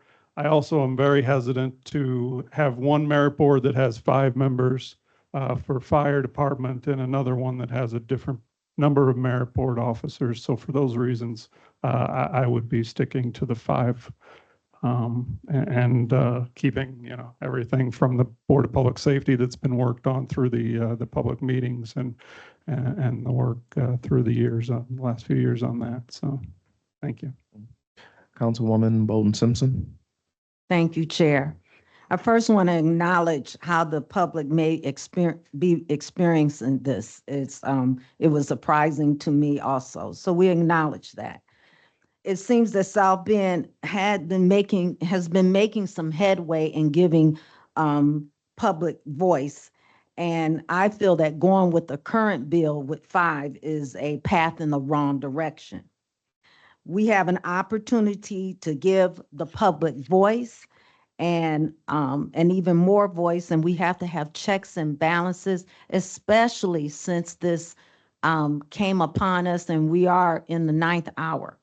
So I am in favor of the 9, and I know it's challenging, but what is not challenging will not change, and we're trying to change for better. So for checks and balances, the FOP will have its say, and I'm in favor of 9 because it is more balanced. Thank you. And my comments would just be that I think that we look at where we're at right now with 5 that the mayor appoints. A lot of concerns was the first, is this going to dismantle the Board of Public Safety? And working together, they were able to craft something that pretty much mirrors what the Board of Public Safety is doing right now, but it also now gives, instead of it being 5 mayoral appointees, it gives the mayor 2 the FOP two, and the council a person on the merit board. Again, this is something that was passed down from the state that if we did nothing, the state statute would be what becomes, which makes it have to be a 5-member board with a partisan person from each representation. And it takes away from us as a local municipality to shape what we would like it to be. So if there are things that are not what we like, we got the opportunity to have some flexibility. If we did nothing and the state statute is in place, there's nothing we can change about that. And we would be forced. If we couldn't come to an agreement, that state statute would come into place. And so, you know, I know this, it brings up a lot in people, but also know that, you know, we definitely don't want the state statute. And again, this is something that was created for firefighters. And at the end of the process, the police was put into it. And then they had to figure out how to make this work. And legal and Bob and those working together, trying to make it where it's as seamless as possible. So I think we need to look at the fact that we do have the mayor appoints two, FOP appoints two, and the city council gets an opportunity to appoint somebody. So, and at this point, with all that being said, I will now entertain a motion regarding Substitute Bill 6524. I move to amend Substitute Bill 65 to specify the appointments to be 9 members, 3 members must be elected by the active members of the police department, 3 members appointed by the common council, and 3 members will be appointed by the mayor. Second. There's been a motion and a second. Clerk Toronto, please call the roll. Councilmember Dr. Davis. Aye. Councilmember Tomas Morgan. Nay. Councilmember Gooden Rogers. Nay. Councilmember White.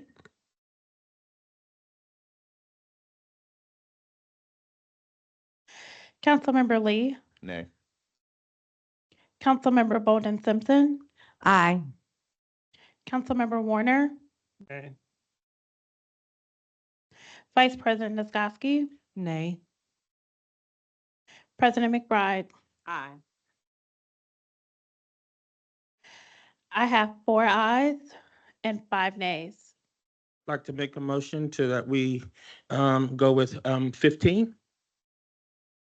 Second motion. Been a motion and a second. Clerk Toronto, please call the roll. Councilmember Dr. Davis. Aye. Councilmember Tomas Morgan. Nay. Councilmember Gooden Rogers. Would you reread the, because I didn't hear what he said. 15. Nay.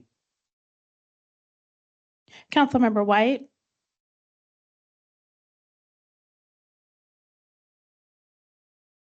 Councilmember Lee. Nay. Councilmember Bolden Simpson. Aye. Councilmember Warner. Nay. Vice President Niskoski. Nay. President McBride. Nay. I have 3 ayes and 6 nays. Make a motion to send 6524 forward with a favorable recommendation. Second. There's been a motion and a second. Clerk Toronto, please call the roll. Councilmember Lee. Aye. Councilmember Bolden Simpson. Nay. Councilmember Warner. Aye. Vice President Niskoski. Aye. Councilmember Dr. Davis. Nay. Councilmember Tomas Morgan. Aye. Councilmember Gooden Rogers. Aye. Councilmember White.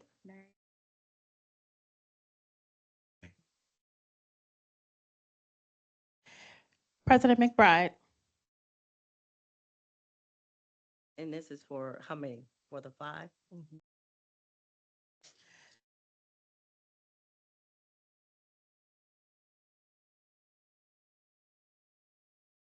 Aye.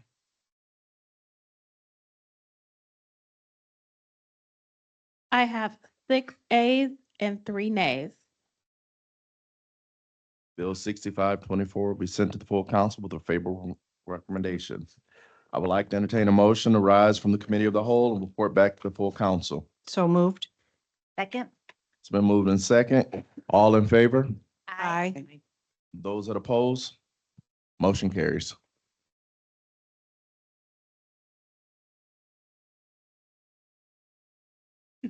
The full council is now back in session. Bills are on third reading. This is the portion where bills are given a third reading and action is taken regarding the bills we just heard in the committee of the whole. Clerk Torado, will you please give Bill 4224 third reading? Third reading on an ordinance of the Common Council of the City of South Bend, Indiana, amending the zoning ordinance for property located 829 South 27th Street, Councilmanic District Number 3 in the City of South Bend, Indiana. Thank you. Counselor Lee, is there a recommendation from the committee of the whole regarding Bill 4224? Yes, it comes to the full council with a favorable recommendation. I would like to entertain a motion regarding Bill 4224. Move for passage? Second. Been moved and seconded. Clerk Torado, the roll, please. Councilmember Dr. Davis, Aye. Councilmember Thomas Morgan, Aye. Councilmember Gooden Rogers, Aye. Councilmember White, Councilmember Lee, Aye. Councilmember Bolden Simpson, Aye. Councilmember Warner, Aye. Vice President Niskoski, Aye. President McBride, Aye. 9 ayes. Thank you. Bill 4224 has been adopted. Clerk Torado, will you please give Bill 5324 third reading? Third reading on an ordinance of the Common Council of the City of South Bend, Indiana, approving a petition of the Advisory Board of Zoning Appeals for the property located at 809 Walnut Street, Councilmanic District Number 2 in the City of South Bend, Indiana. Thank you. Counselor Lee, is there a recommendation from the committee of the whole regarding Bill 5324? Bill 5324 comes to the committee of the whole with favorable recommendation. I will now entertain a motion regarding Bill 5324. Move for passage? Second. It's been moved and seconded. Clerk Torado, would you please call the roll? Councilmember Dr. Davis, Aye. Councilmember Thomas Morgan, Aye. Councilmember Gooden Rogers, Aye. Councilmember White, Councilmember Lee, Aye. Councilmember Bolden Simpson, Aye. Councilmember Warner, Aye. Vice President Niskoski, Aye. President McBride, Aye. 9 ayes. Thank you. Bill 5324 has been adopted. Clerk Torado, will you please give substitute Bill 6524 third reading?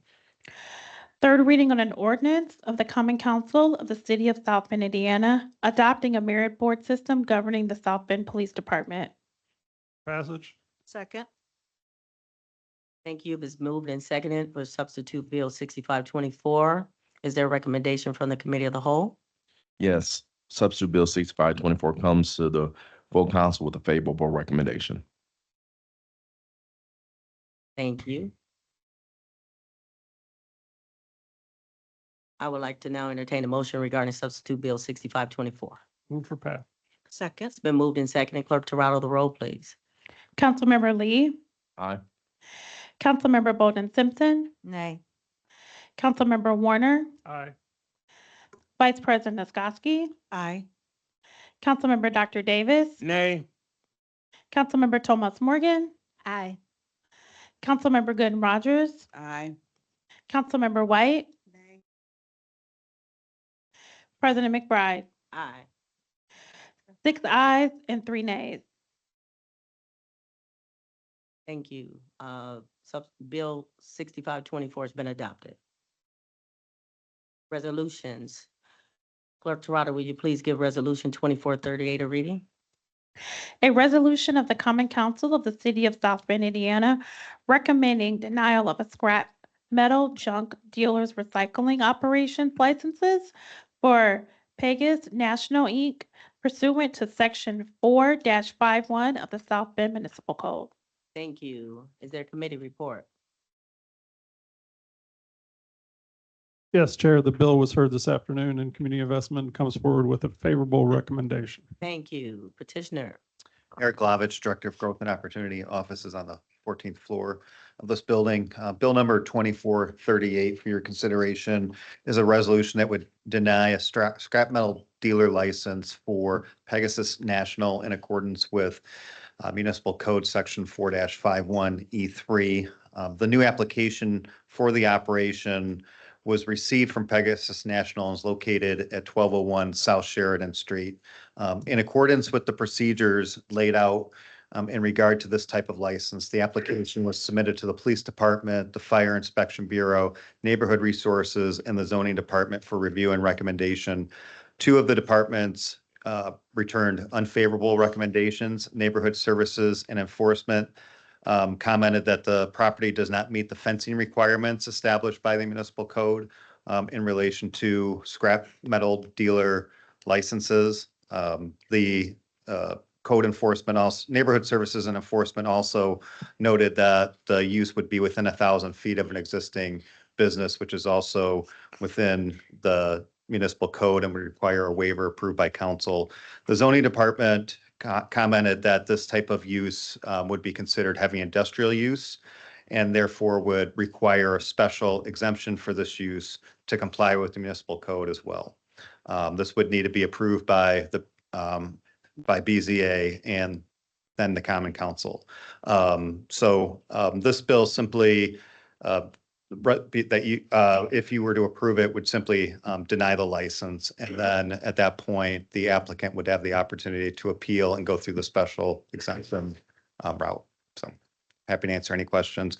Business Licensing Administrator Michelle Adams is online as well, if you guys have any questions. Thank you. Council, do you have any questions of the petitioner? Seeing none, I will go to the public portion. Clerk Toronto, you see anyone wishing to speak in favor of Bill 24-38? I do not see anyone from the public in person or online wishing to speak in favor. Thank you. With that being said, the public portion is now closed. I'll turn back to council. Do you have any comments? If not, I'll entertain a motion. Move for adoption. I second. Been moved and seconded. Clerk Toronto, the roll, please. Councilmember Dr. Davis. Aye. Councilmember Thomas Morgan. Aye. Councilmember Gooden Rogers. Aye. Councilmember White. Councilmember Lee. Aye. Councilmember Bolden Simpson. Aye. Councilmember Warner. Aye. Vice President Niskoski. Aye. President McBride. Aye. 9 ayes. Thank you. Resolution 2438 has been adopted. Clerk Toronto, will you please give Resolution 2440 a reading? I'm sorry, President McBride, you said 2439 or 2440? 2439. That's what I said.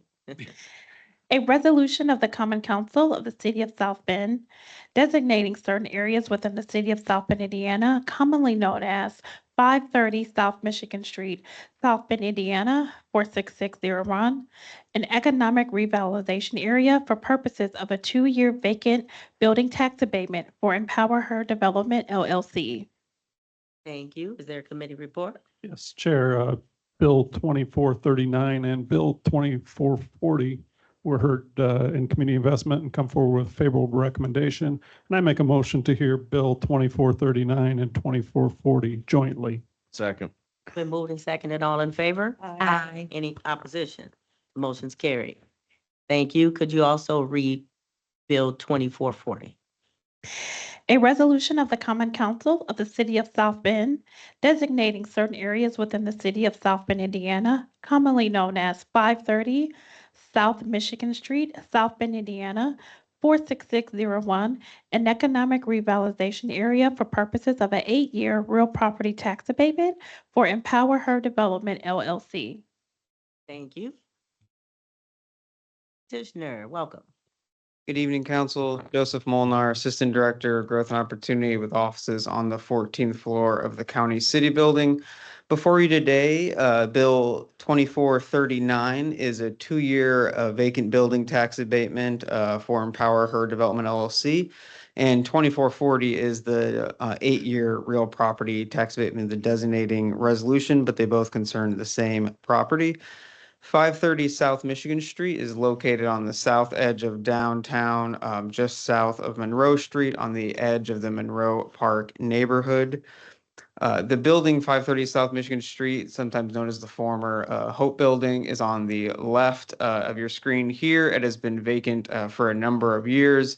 On the right of your screen, you'll see the Hope Building as well as the Monarch Building in the background of that photo. The Monarch Building is being redeveloped by Historic LLC, which is a partnership that is also looking to rehabilitate this building. The petitioner can explain more about that partnership if you have any questions. Empower Her Development is focused on investing in the Monroe Park neighborhood, and that this project qualified for a vacant building tax abatement for 2 years to help finance the stabilization of the building, as well as a mixed-use development 8-year real property tax abatement to help fund the construction of the improvements on the property. The building was constructed in 1923, and phase one consists of renovating a portion of the building to become a shared commercial kitchen consisting of a food market to encourage entrepreneurial new chefs in the area. And phase two would renovate the remaining square footage to convert the remainder of the building into a boutique hotel. With the two phases combined, you're looking at a total investment of a little over $1.6 million. The businesses located in this space would hire at least 8 new full-time employees and retain 3 full employees. A summary of the 2 abatements: the current taxes paid over 2 years if the building remained as is a little over $21,000. The vacant building tax abatement would abate a little over $10,000 of that over the next years to help with the stabilization costs and running costs of the building. The mixed use development for the 8-year abatement, currently the taxes are $10,693 on the site. The estimated annual taxes for after all improvements would be completed are a little over $39,000.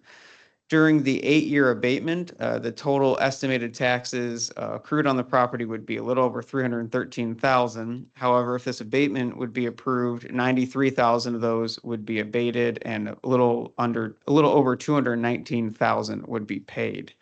So after 10 years of the abatement going into place, if this project did not happen, the city would be looking to collect, or taxes looking to be paid on the property would be about $106,000. Even though I don't know if the building would last another 10 years without some stabilization efforts done. However, with the project going into place and with these abatements being approved, you'd be looking at over $297,000 of taxes being paid. So almost 3 times as much taxes being collected on this parcel if the project and abatement goes through compared to just having it remain as is. I'm happy to answer any questions that you have. This is a conceptual plan of both the Monarch Building on the left and the Hope Building on the right after all projects on both properties have been fully completed and development of the space in between. I know there's a representative here from Empower Her LLC who would like to speak as well.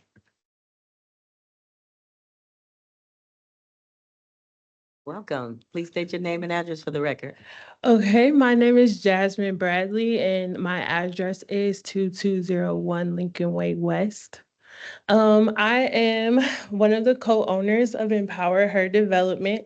This project is a part of a larger block development where Historic is the original developer of the Monarch, as well as plan to develop the in-between lot in the middle building. And myself and Historic have partnered together to make Empower Her, where we are going to be developing the Hope Building into a healthy food hub, where there will be a collective of farmers and vendors who are serving hot food in the shared kitchen space, and then as well as farmers and local vendors sharing fresh food markets. The goal of this project is to make an affordable space for entrepreneurs where they can come together and share rent and also be able to bring their products to the community, as well as an affordable space for people in the community and customers. We will accept SNAP and WIC and other things to make this more affordable for people to come in and have healthier options and fresh foods, really tackling food access and as as well as small businesses being able to start their business and have a space in the community.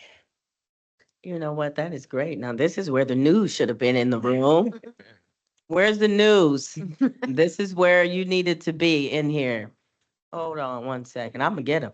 Chief Ruskowski, can you get the news in here to hear this story? This is what they need to be airing on TV. Well, good. We need to have some good stories and not just the controversy. This story is very empowering. I don't know if you heard it before or if your bosses would tell you to not run it, but I think that you need to hear it. And I'm sorry, but I need to rewind and have you state your name and address for them to hear, and if you can explain this wonderful project. Yes. Okay. So I'm Jasmine Bradley, and that's 2201 Lincoln Way West. I am a co-partner of Empower Her Development, which is a partner in this larger scale development on the South Michigan Street block, where we are developing the Hope Building to be a healthy food hub and a farmer and food collective for the community, looking to bring affordable rent for entrepreneurs to be able to come together and share rent and bring their food to the community, and an affordable space for consumers and customers to be able to buy healthy food in the community. We will accept SNAP and WIC, and looking forward to conquer things with food access as well as affordability among small businesses. That is absolutely phenomenal. Thank you. Phenomenal to hear. I don't know if that'll make your stories or not, but I just think that you needed to be in the room to hear something that we were doing great. Actually, that is great to hear, especially with the way that the inflation is and how everything has impacted our economy. And we have been talking about, I know Cultivate does an amazing job. All of our food banks does an amazing job, and we have different entities, the Unity Gardens, and the list goes on and on, and Farmers Market is beyond none. So I just think that hearing women empowerment and coming and staying local in our community to give access to people who are underserved is phenomenal. And I am just thrilled to know that it would be right in the heart of downtown and where it's needed most. Yeah. So I just want to say congratulations and thank you for your service. And I don't know if any of the council wants to say anything, but Councilor White? Yes, oh, I apologize. I would like to echo President McBride, when you came to your comments. And, you know, we have certain areas within our community that they're dealing with food deserts, and to have healthy food that's affordable. But I'm just excited to see you come before this council and to share your vision, but you also have indicated you're going to have partnerships. You're not doing this by yourself. Absolutely. And I look at the landscape and what, you know, we will be doing here in South Bend is not nothing new that others are doing in their communities, because they understand that we have a responsibility, not only as elected officials, but to make sure that our citizens, they have all their needs. And, you know, and when you look at the number of food deserts that we have, this is going to be amazing. So I can't wait. Thank you. But thank you so much. Thank you. Thank you. Dr. Davis? The place that you are developing for years was called Hope. Yes. And you are now bringing Hope. I spent many Saturday nights down there with the residents there. We talked about Hope all the time. And I see hope when I look at that silhouette there, and I see hope in your presentation, that in a lot of different ways, as an entrepreneur, as a woman, as an African-American woman, as a young person, as a city that needs to have more development downtown in that area that has been blighted for so long. And it now can bring us all hope. And we need hope at this time of year and in our city. So I appreciate it, and I love your smile. Thank you. Anyone else? Thank you, Chair, President McBride. As I said before earlier, every day I drive by it as it is, and I am so proud of you. Bet your mom was proud.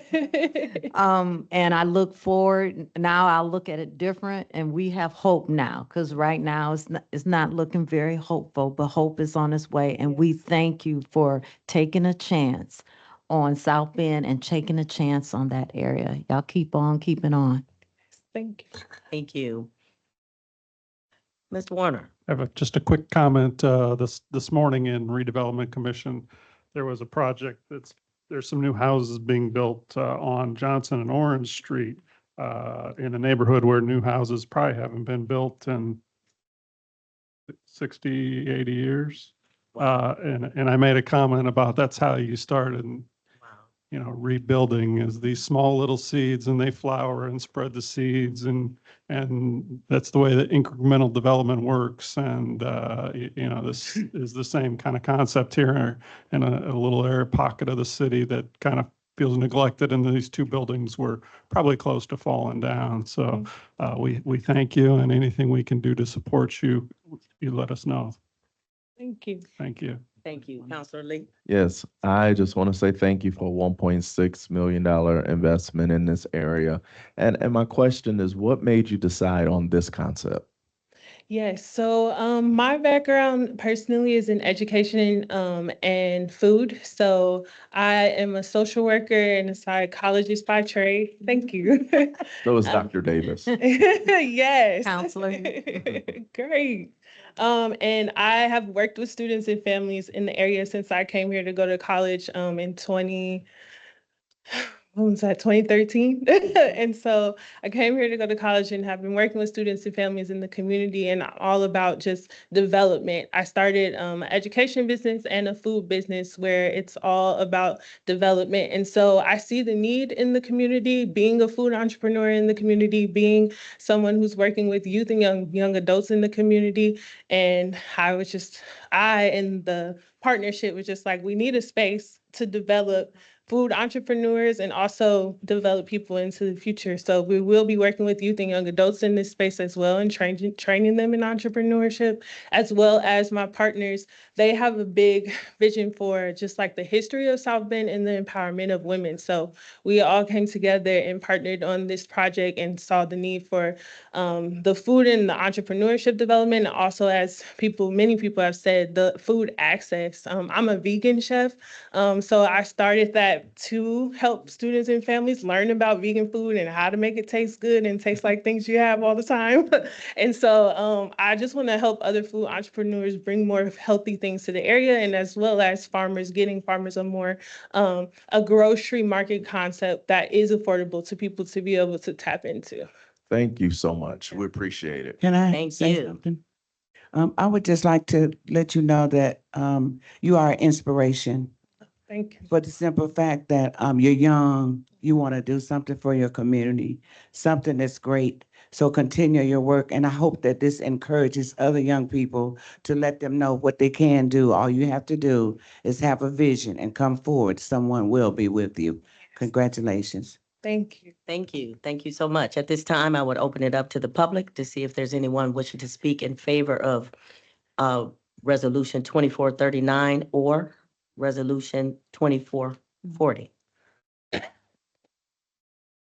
I do not see anyone in the chambers wishing to speak in favor, but I have a few individuals in the chat that would like to speak. First and foremost, Mr. Geiger, are you speaking in favor? Yes, in favor. Okay, please state your name and address. Jordan Geiger, 302 South Falcon Street. I want to thank Jasmine for bringing forth this vision.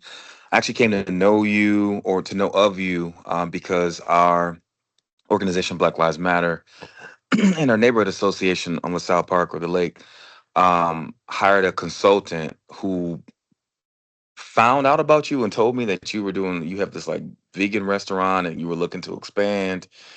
And she thought it was something that we should try to support. So I'm really happy to see that you're bringing this vision to the Common Council and to the city.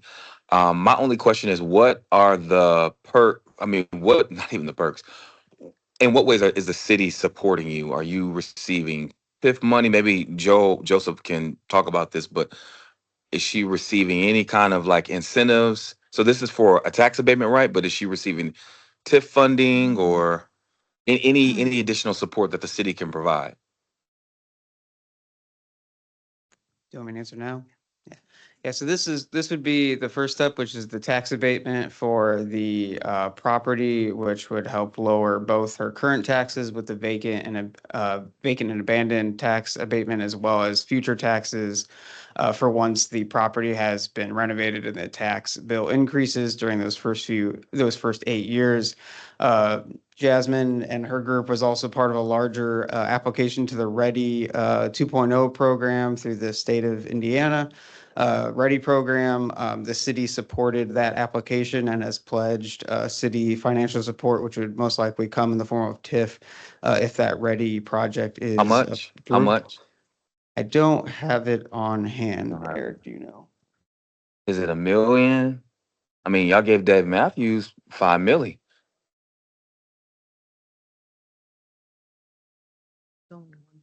You don't know? I believe that the entire project that was applied for Ready for this block was around 3 million. But that 3 also million. included the Monarch building to the north, as well as the Devereaux Peters project as well. Well, it will be good for us to have an exact figure. We can get that to you, Mr. Geiger. All right, thank you. Thank you. Is there anyone else, Clerk Toronto? I do not see anyone else in person or online that would like to speak in favor or in opposition of the bill. Thank you. At this time, the public portion is now closed. Thank you. Thank you. I will turn to my colleagues. Is there any final comments? Seeing none, I would like to entertain a motion regarding Resolution 2439. I move for adoption. Second. It's been moved and seconded. Clerk Toronto, the roll, please. Councilmember Lee, Aye. Councilmember Bolden Simpson, Aye. Councilmember Warner, Vice President Niskoski, Aye. Councilmember Dr. Davis, I proudly for a social worker and a vegan. Councilmember Thomas Morgan. Aye. Councilmember Gooden Rogers, Aye. Councilmember White, President McBride, Aye. 9 ayes. Resolution 2439 has been adopted. I would like to entertain a motion regarding 2440 resolution. Move for passage. Second. Been moved and seconded. Clerk Toronto, the roll, please. Councilmember Thomas Morgan, Aye. Councilmember Gooden Rogers, Aye. Councilmember Dr. Davis, Aye. Councilmember Lee, Aye. Councilmember White, Councilmember Warner, Councilmember Bolden Simpson, Aye. Vice President Niskoski, Aye. President McBride, Aye. all 9. Thank you. Resolution 2440 has been adopted. Clerk Toronto, will you please give Resolution 2441 a reading? A resolution of the Common Council of the City of South Bend, Indiana, adopting an order of the South Bend Plan Commission approving certain declaratory resolutions and amended and restated development plans for the River East Development Area, the River West Development Area, and the South Side Development Area adopted by the South Bend Redevelopment Commission. Thank you. Is there a committee report?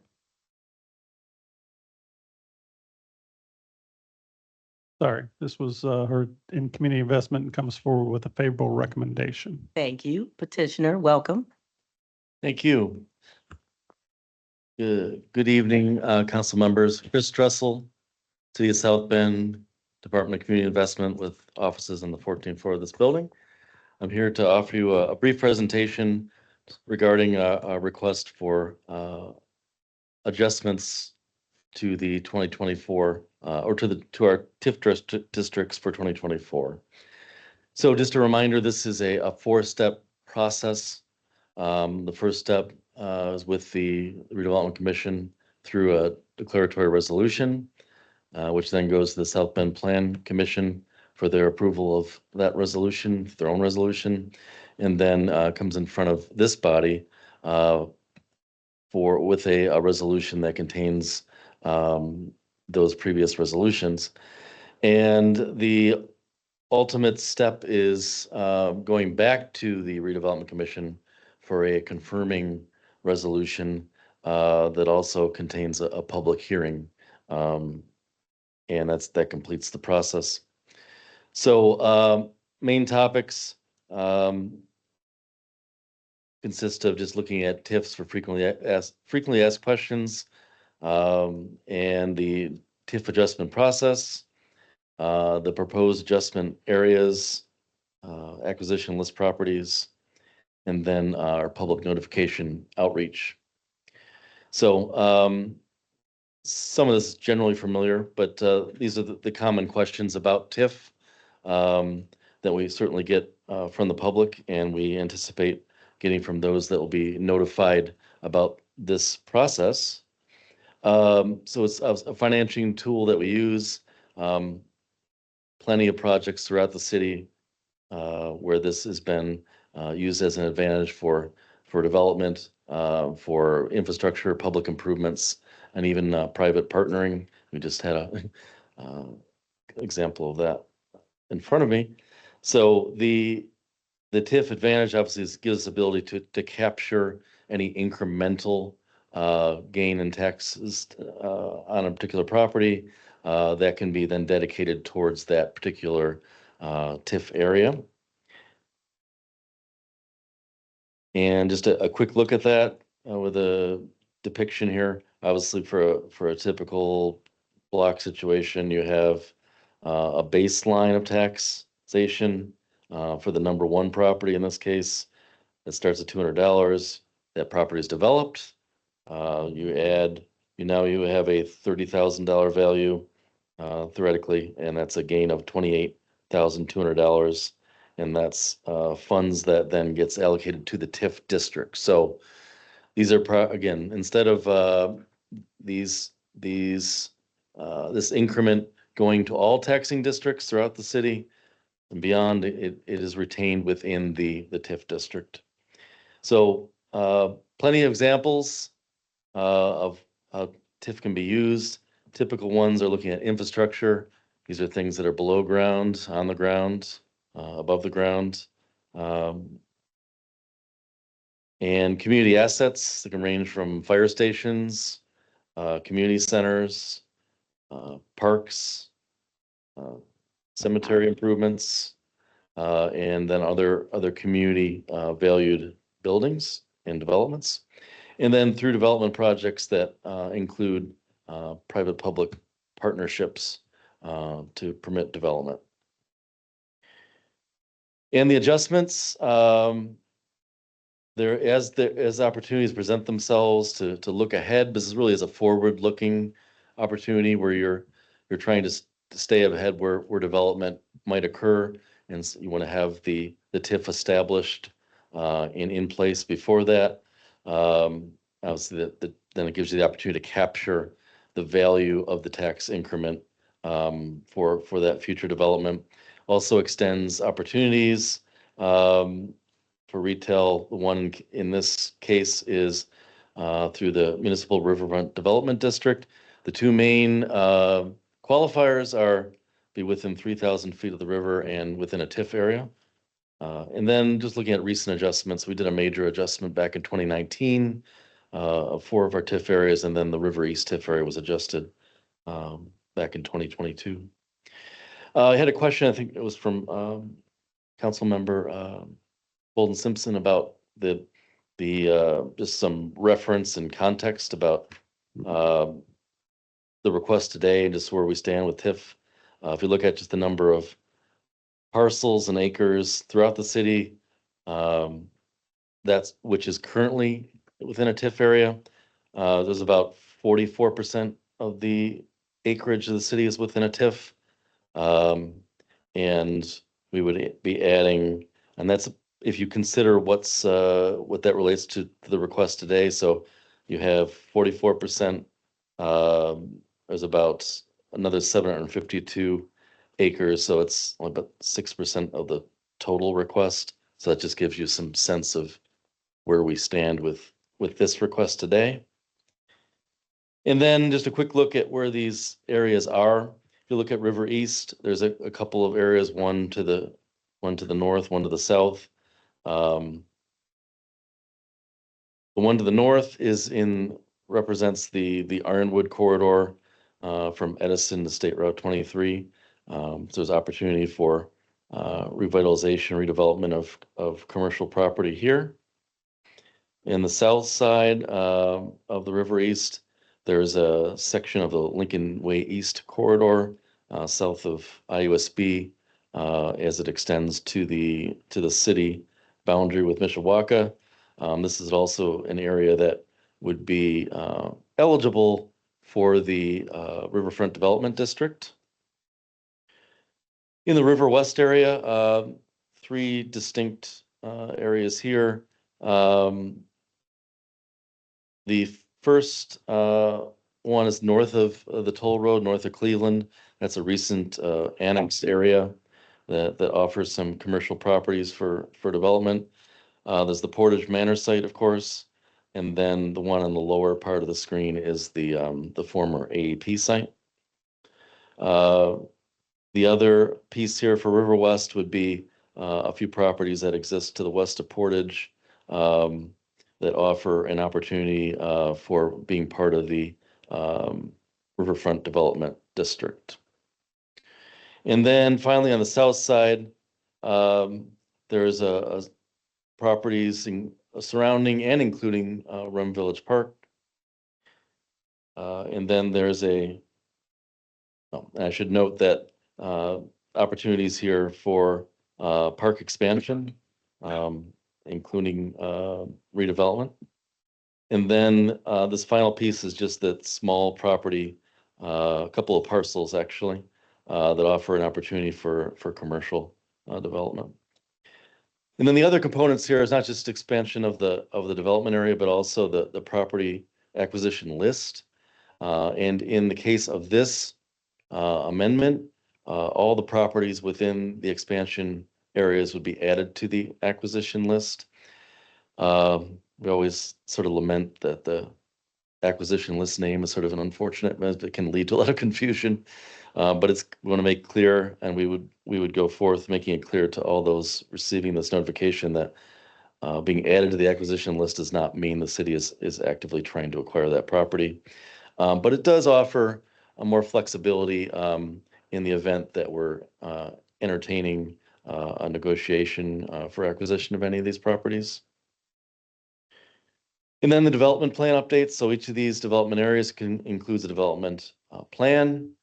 These were overhauled pretty significantly back in 2019 when we did a major TIF adjustment.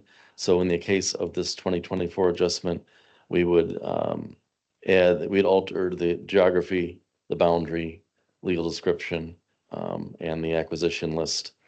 And also offer a update to our financial impact analysis.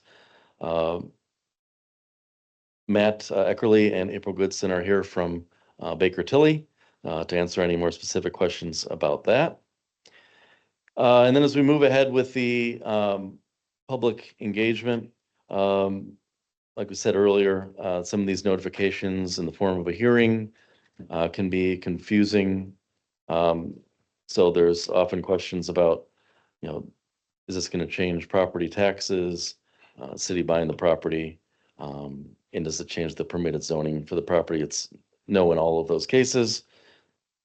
But we're going to have these additional public information meetings. It's not part of the state requirement. It's something that we found to be helpful to address concerns. So they are available. But in addition to that, we have availability contact, and that'd be myself, for those that want to call, email, visit, and also look for more information on the website that we'll be going live with soon. So just to wrap up, looking for your approval of the resolution today, and will allow us to move ahead in our process.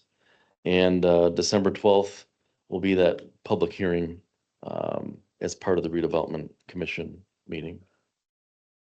Thank you, and happy to answer any questions you might have. I guess Eric Glavish is also here. Answer any questions from any investment. Thank you. Thank you. Counselor White. I don't have a question, just wanted to see, can we get copies of your presentation? Absolutely. Okay, thank you. Mhm. Thank you. Are there any questions from council?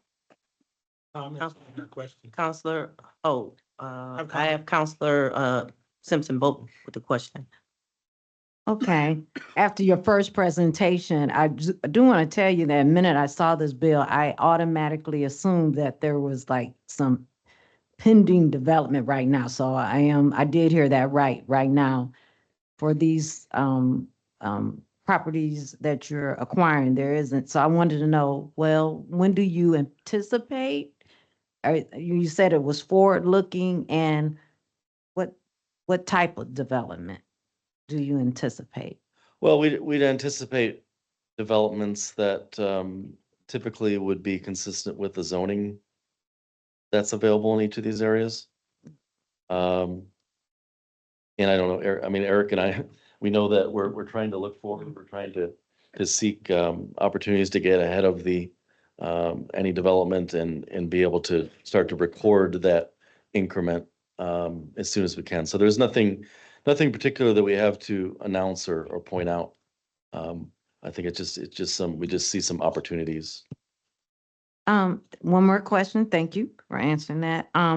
Like at this point, what is the benefit to the residents there to be pulled into a TIF? Since right now you're not quite sure of what the development will be. Well, the basic advantage is we'll have the opportunity to take the increment, the tax increment, and start to dedicate it to within these TIF areas, so you can be more concentrated in improvements that we make. That's again typically in the form of infrastructure. That's I think the thing that's most widely spread. But there's also a chance to locate community and other public facilities as we make improvements to those. And then, of course, if for certain developments, there's opportunities to partner with those developers to use the TIF in that way as well. One last question. If you did have to acquire some of the properties, is it going to be residential? No? Okay, I didn't think it. Counselor Warner. Yeah, I'm going to ask a few questions. And so none of this is the city acquiring property, just because they're creating TIF areas. The city isn't. You're capturing gain in these areas. They are capturing the increase of taxes. But I didn't think that. I did not think that. So you use the word acquiring a few times. Well, yeah, I did. Because if you do development, that might have to cause someone to, if you're developing something, it might have to cause someone to move. That's what I was just thinking. Potentially. Potentially, okay. And then my second one is this doesn't affect residences at all. Correct. If I have a house in a TIF district, it's not affecting my property taxes. We're not capturing residential gain. This is only for commercial and industrial. Correct. And yeah, these are amendments to the existing districts that are non-residential. Portage Manor is up there. I want to kind of make sure we get in front of any crazy rumors on that. We're not acquiring Portage Manor property. We don't know about any development that's happening in Portage Manor. We're just thinking that potentially there could be some development there. And so we're putting this in the TIF map so that if there ever is, we capture that incremental gain. Yes, it would be, that would be a good case study of why we want to be early. Okay, and then this was discussed, I don't think you presented to Redevelopment Commission, but this was discussed in Redevelopment Commission that kind of the impetus was when we expanded the riverfront liquor license area, that expanded the license, but they also have to be in a TIF. Yes. So there are some areas that were in the riverfront liquor license, but they couldn't get the license because they weren't in a TIF. One of them is very clear on here, number 6. Yes. So that was the impetus for starting this process. Yes, I mean, that guideline has changed. It used to be within 1,000 foot of the river, and now it's up to 3,000. So that brings in a lot more areas. We did that 3,000 foot change, I think a year ago, or maybe this spring. Then we had areas that were within 3,000 foot, but they weren't in a TIF, so they couldn't get the license. So some of that is number 6 in the area along IUSB. I know that was kind of mentioned as areas where now they're both within the 3,000 foot and within the TIF, and so they could potentially benefit from that. So. You okay, Council Bo? It's getting clear. Okay, thank you. Thank you. With that being said, I will turn to the public. Clerk Toronto, you said anyone wishing to speak in favor or opposition of Resolution 2441? I do not see anyone in person wishing to speak in favor or opposition, but I do have Mr. Geiger online. Mr. Geiger, are you speaking in favor or opposition of the bill? Opposition. Please state your name and address. Yep. Jordan Geiger, 302 South Falcon Street. Chris, I have a couple questions for you. One, can you name some of the drawbacks or some of the criticisms of expansion of TIF districts or TIF districts in general? Because based on my study, there are some disadvantages. For example, all that new tax revenue that is captured in the TIF stays within the TIF, right? Which means that that money is dedicated towards that specific area and does not go into the general fund. And we know that communities like mine, LaSalle Park, we want more funding for housing. And so when you keep that new tax revenue that's generated in this TIF, right, it remains there. And oftentimes that money is essentially treated as a slush fund for developers who are preferred by the city administration. Also, it has promoted gentrification, particularly when we look at like the East Side, where 80% of the Black families that lived in that area have been essentially cleared out and all this development has taken place, right? So can you talk a little bit about some of the drawbacks or criticisms of TIF districts? And can you say whether or not any of the new tax dollars that are generated, if that increase in tax revenue will go to support the schools, or will it remain strictly within the TIF, the new tax dollars that are generated? Well, I'll start the response. Thank you, Jordan, for the question. Just for overall clarity, these amended areas are amending the existing TIFs. So any generated increment that happens just to be in these areas does serve the entire TIF that they're amending. It's not just those No, amended areas. I know that, but it stays within Okay. that particular TIF district. I Right. get that. Right. Okay. But it's not, the money's not going into the general fund. It's going into a fund that's essentially controlled by the Redevelopment Commission, not the Common Council. Right? The Common Council really has no say in where the money goes. That's correct. I think Okay. Well, Matt may be able to comment on just on the impact overall on the other taxing districts. I don't know if Eric, if you had any comments on that, about any of that either, on how we move forward with our projects.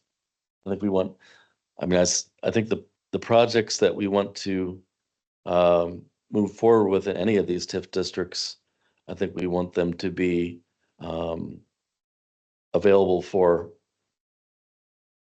all the South Bend, so all South Bend residents can participate. I think that's a standard thing.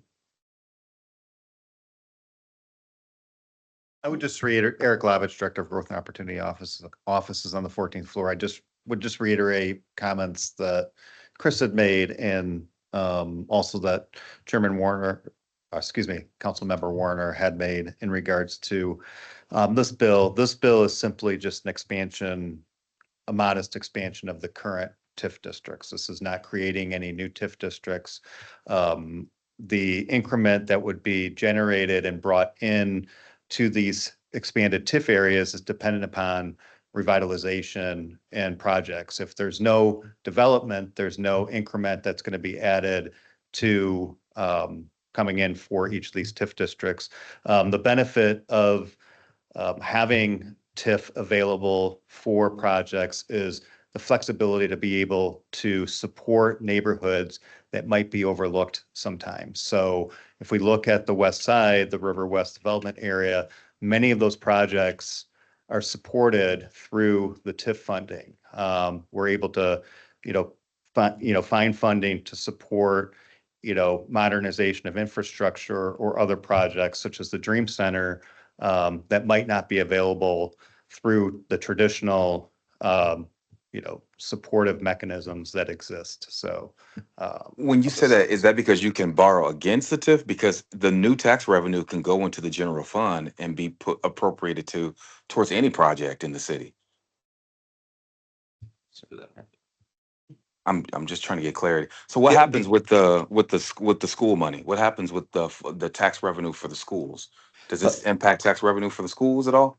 So, good evening. My name is Matt Eckerly. I'm with Baker Tilly. We're the financial advisor for the Redevelopment Commission on this effort, offices in Indianapolis, Indiana.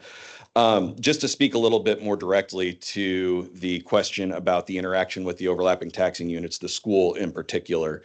One thing to keep in mind, and you just wrapped up your budget process not long ago, so you probably heard the controller's office talking about maximum levy growth factors and the interaction and operation of property taxes here in Indiana. New development occurring does not necessarily generate new property tax revenue to local government units because you're subject to those maximum levy limitations. You can only raise that levy by a prescribed amount each year. So somewhat, counterintuitively, new development does not necessarily beget new revenue. Establishing a tax increment allocation area or expanding an existing one creates a mechanism where the assessed value from the new development that occurs is captured and the incremental revenues generated from that new development gets allocated to the Redevelopment Commission. If this development occurred even without the use of tax increment financing, the tax base would grow, but that would put downward pressure on tax rates. A little bit more directly to the school district question, South Bend Community Schools do have referendum rates in place. Referendum rates may not be captured in TIF areas. So the school district will see a direct benefit from any new development that is driven through the use of this TIF, because for all intents and purposes, when it comes to those referendum rates, the TIF doesn't exist. They get the full impact of that new assessed value. Okay, so just to be clear, you mentioned the levy, which is the tax rate, right? But I'm saying the revenue that's generated. So if there's $100 that's collected in tax revenue today, and then once you expand this TIF and in this area it goes up to $200, that increase of $100 stays within the TIF and does not go to the general fund, right? Which means that the general fund gets less money from the taxing body, right? Or the taxing unit, correct?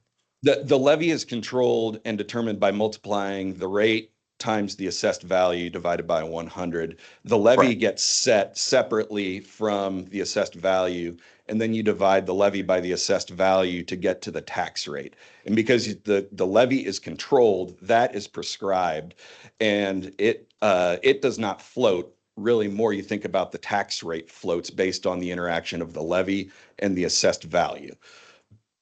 Thank you. Thank you, Mr. Jordan. With that, now the public portion is now closed. Council, I would like to entertain a motion. I'd like to move for adoption. A second. It's been moved and seconded. Clerk Torado, will you read the roll, please? Councilmember Good Rogers. Councilmember White.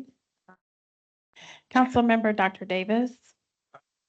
Councilmember Thomas Morgan. Aye. Councilmember Lee. Aye. Councilmember Bolden Simpson.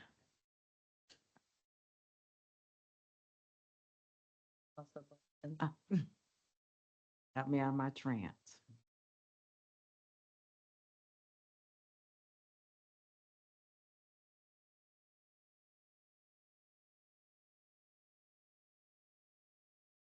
Nay. You said nay? Yes. Yeah. Councilmember Warner. Aye. Vice President Niskoski. Aye. President McBride. Aye. 8 ayes and 1 A. Thank you. Resolution 2441 has been adopted. Bills on first reading. Clerk Toronto, will you please give Bill 6624 a reading? First reading on an ordinance of the Common Council of the City of South Bend, Indiana for budget transfers for various departments within the City of South Bend, Indiana for the year 2024.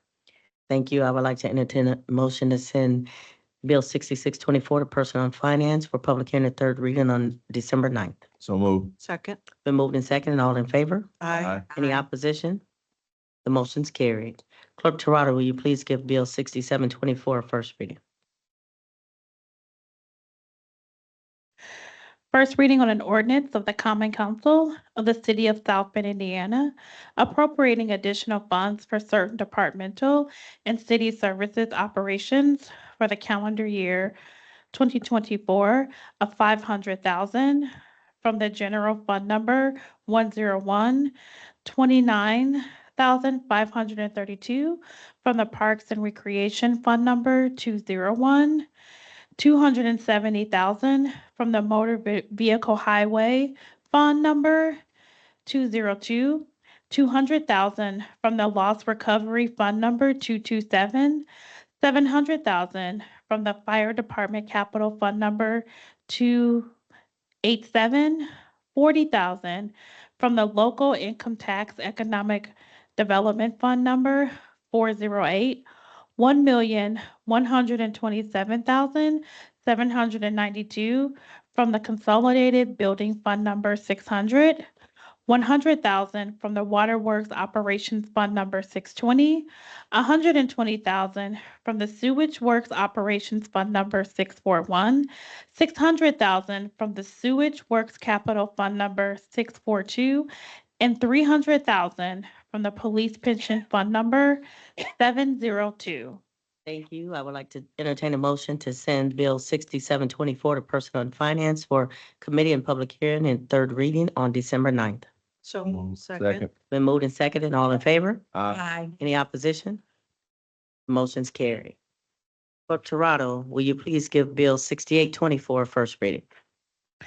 First reading on an ordinance of the Common Council of the City of South Bend, Indiana, amending ordinance number 11155-24, which fixed maximum wages of Teamster employees for calendar year 2025, 2026, 2027, and 2028 to correct the wage table for the Waterworks construction and maintenance work group and adjusting timing of residency incentive payment.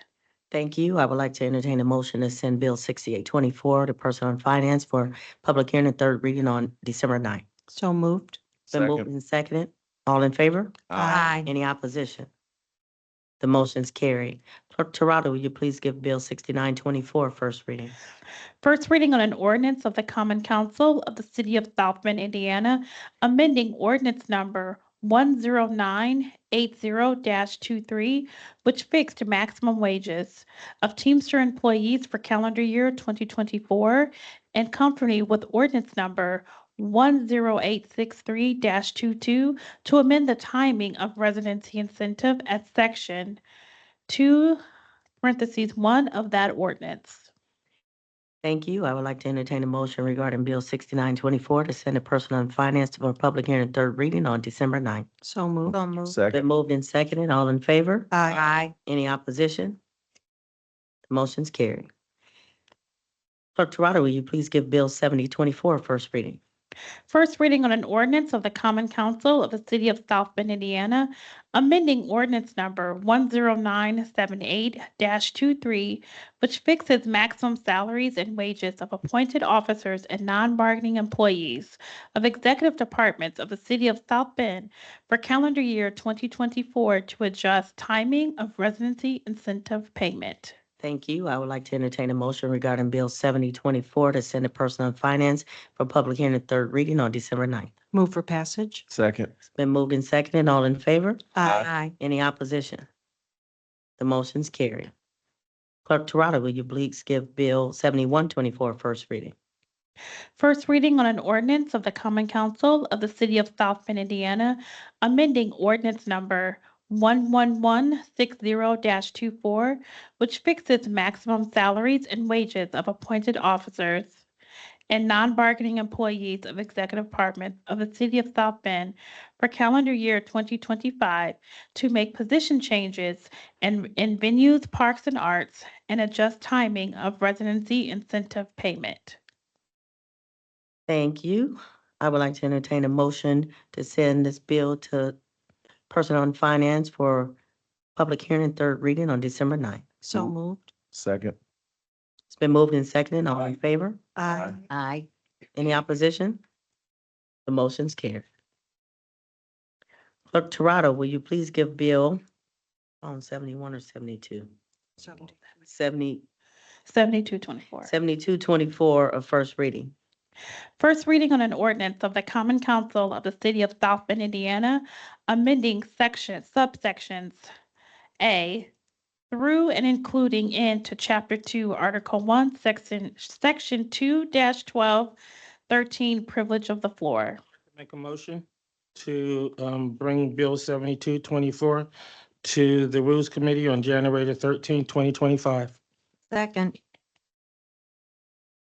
We have a motion on the floor, Clerk Torado. And I will state that I have scheduled a caucus with the setting up the meeting with the clerk's office for the council to have a meeting. So this will not hold up any work that we need to do. So I will have that date to us before we leave tonight. But we have a motion on the floor. Clerk Torado, will you please call the roll? Councilmember Dr. Davis. Aye. Councilmember Thomas Morgan. I'm sorry, I lost the date. January 13th. January 13th. Only have one meeting in December. It's just holiday season. Councilmember Thomas Morgan. Aye. No, but we can. Councilmember Gooden Rogers. Can you repeat that? You said aye. Councilmember White. Councilmember Lee. Aye. Councilmember Bowden Simpson. Aye. Councilmember Warner. He had stepped out earlier. Vice President Niskoski. Aye. President McBride. Aye. 8 ayes. Thank you. The motion is carried that we will have the second reading, public hearing for the Rules Committee for January, what's the date? 13th. 13th. Thank you. And also, could you read first reading for Bill 7324? Clerk Torado, could you give Bill 7324 first reading? First reading on an ordinance of the Common Council of the City of South Bend, Indiana, repealing, suspending, and replacing Chapter 2, Article 1, Section 2-11 of the South Bend Municipal Code to establish 7 standing committees describing the powers and duties of each standing committee, eliminating citizen members of standing committees as voting members, and making each member of the Common Council a member of each standing committee. So January the 13th, give us time to have that caucus meeting, please. There's a motion on the floor. Is there a second? Second.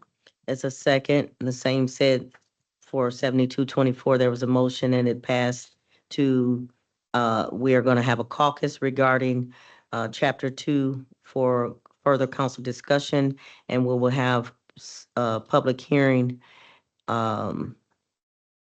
and sent to the Rules Committee for January 13th meeting. There's a motion on the floor. Clerk Torado, the roll, please. Councilmember Lee. Aye. Councilmember Bowden Simpson. Aye. Councilmember Warner. Aye. Councilmember Niskoski. I'm Aye. sorry, excuse me, Vice President Nisgowsky. Aye. Councilmember Dr. Davis. Aye. Councilmember Thomas Morgan. Aye. Councilmember Good Rogers. Councilmember White. Aye. President McBride. Aye. 9 ayes. Thank you. Unfinished business. Is there Yes. any unfinished business from council? Dr. Davis? My trains are still ringing at night. Choo choo, choo choo, choo choo at 12 on 1 at 2. Yes, And it I haven't is. gotten any response and just need some help. Yes, Choo it, choo, it choo definitely choo. is still ringing and I have not gotten a response back. You haven't either, Attorney Palmer? It's hard. I have not. I've not been able to find who's. I running have those not gotten in trains. contact with them. They haven't responded either, Dr. Davis. We'll keep, you know what, I will reach out to, now administration to see if, someone can help out with the trains. I appreciate it. 'Cause I don't mind Christmas music, but I don't want to hear. Thank you. Is there any other unfinished business? If not, for new business, council, your 2024 council committee meeting drafts are due by December the 12th to the clerk's office. So all of your, on December 10th, 10th, I'm sorry. So all of your committee meeting minutes, the drafts are due by December 10th to the clerk's office. President McBride, I have some context to add. Yes. We will be sending an email. An email from me will come describing what your committee report should look like. And then all reports are due in the office and posted by December 31st because we have quite a bit of reports to complete. We want to get a head start and support you on those reports so that you can get them done and we can format them and post them online for public view. Thank you. Is there any other new business? I do. Vice President Niskowski. Yes, I'm on the board for Transpo, on the board of directors, and I just wanted to inform the council members that Amy Hill has been retained for another 5 years. She had heard your review. It's something that's procedural. They also are, excuse my voice, they are also have the Connect Transit plans is in place, and the new signage should be up by the end of the year. And also the Passio is up and running. So that's a fixed route technology system to where you're able to see live data from the locations of those buses. So that's up and running. So that's the end of my report. Okay, thank you. At this time, I'll turn to the privilege of the floor. You may come up for the privilege of the floor. Anyone wishing to speak? This portion will be for 30 minutes and you have 3 minutes to speak. Please state your name and address for the record. Good evening. I'm Brendan Crumlish, 1091 Riverside, local businessman with an office at 3215 Sugar Maple Court in South Bend. I'm here tonight as the president of Businesses United 4. We're a corporation representing over 30 businesses in South Bend and still growing. We are seeking fairness for the truly homeless in our community, as well as greater fiscal responsibility from our local government. And lastly, fairness and freedom for all media platforms to share and report on the actions of our government. All of this is transparent and for the genuine improvement of the city of South Bend. I'm speaking tonight concerning Vice President Sheila Nisgowsky's assault on Logan Foster on May 13th, 2024. Ms. Nisgowsky attempted to hit Logan Foster while he was videoing the night's proceedings. It was witnessed by members of this council and captured on recording video. In the recorded video, Ms. Nisgowsky was restrained by Kenneth Lee and Sharon McBride. Ms. Nisgowsky has neither apologized nor accepted any blame for her actions. Further, this council has dismissed her action. This council is effectively aiding and abetting a crime through your silence on this matter. It is reprehensible for any elected official to have taken this criminal action, and this council is condoning her behavior with silence and inaction. You, the members of this council, must uphold the municipal codes and of the state of Indiana, and together you have the greatest responsibility to enforce those rules in our community. Please exercise them collectively by demanding Ms. Niskodsky resign from this council once and for all. Thank you. Thank you. Please state your name and address for the record. Sarah Foster, 1138 College Street. Earlier this month, we had the opportunity to cast votes for leaders in our country and county.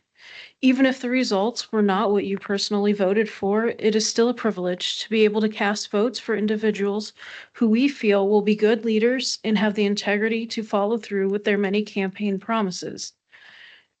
But with that privilege comes responsibility, the responsibility to then hold our elected officials accountable.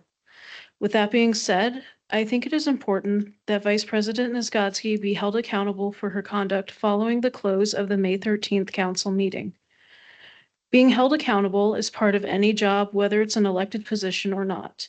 But to respond to someone asking for accountability by raising a fist in their face is unacceptable. Thank you.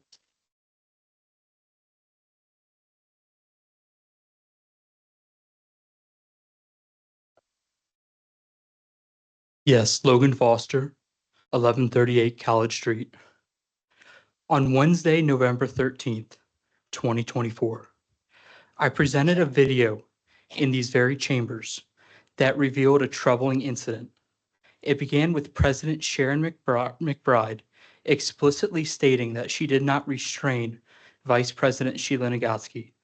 However, the subsequent footage contradicted her words, showing clear evidence that President McBride did, in fact, physically restrain Vice President Niskodsky. This is not a matter of perception or interpretation. It is a fact, recorded and witnessed both live and in replay. I ask again, as I did then, why did President Sharon McBride publicly claim in a city council meeting that she did not restrain Vice President Sheila Niskodsky? You were all present. You witnessed the events as they unfolded, and you saw the video evidence. It is impossible to deny what we have seen. Yet, despite this undeniable proof, President Sharon McBride labeled our concerns as a false narrative. How do we, as citizens of this city, allow such a blatant falsehood to go unaddressed? How do we justify allowing an elected official to mislead and deceive the public while carrying out her official duties? This is a question of accountability, not only for President McBride, but for this council as a whole. What will the consequences be for President McBride's misrepresentation of facts and her unwillingness to take responsibility for her actions? If she's willing to mislead the public on this matter, something caught on camera, what else may she be dishonest about as she continues in her role? These are questions we cannot afford to ignore, and they demand immediate answers.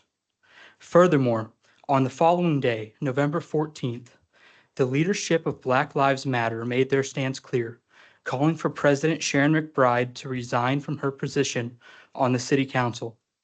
Today, I stand in support of Black Lives Matter.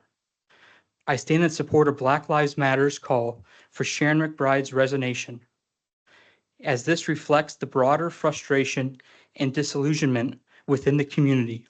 30 seconds, sir. A community that deserves leaders who can be trusted, leaders who act with integrity, and leaders who do not attempt to rewrite the truth to suit their own purposes. President Sharon McBride, the time has come to do what is right for this council, for this city, and for the community you have entrusted to serve. Enough is enough. I urge you to listen to the voices of those you represent, hear the leadership of Black Lives Matter, and recognize the gravity of the harm you caused by your actions.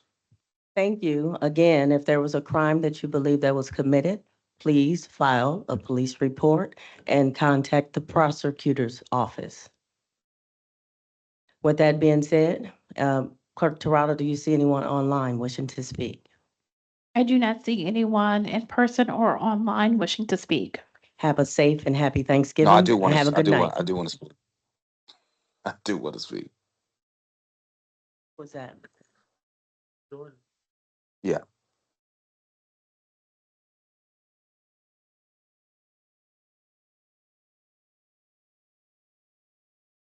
Okay. It didn't show up in mine.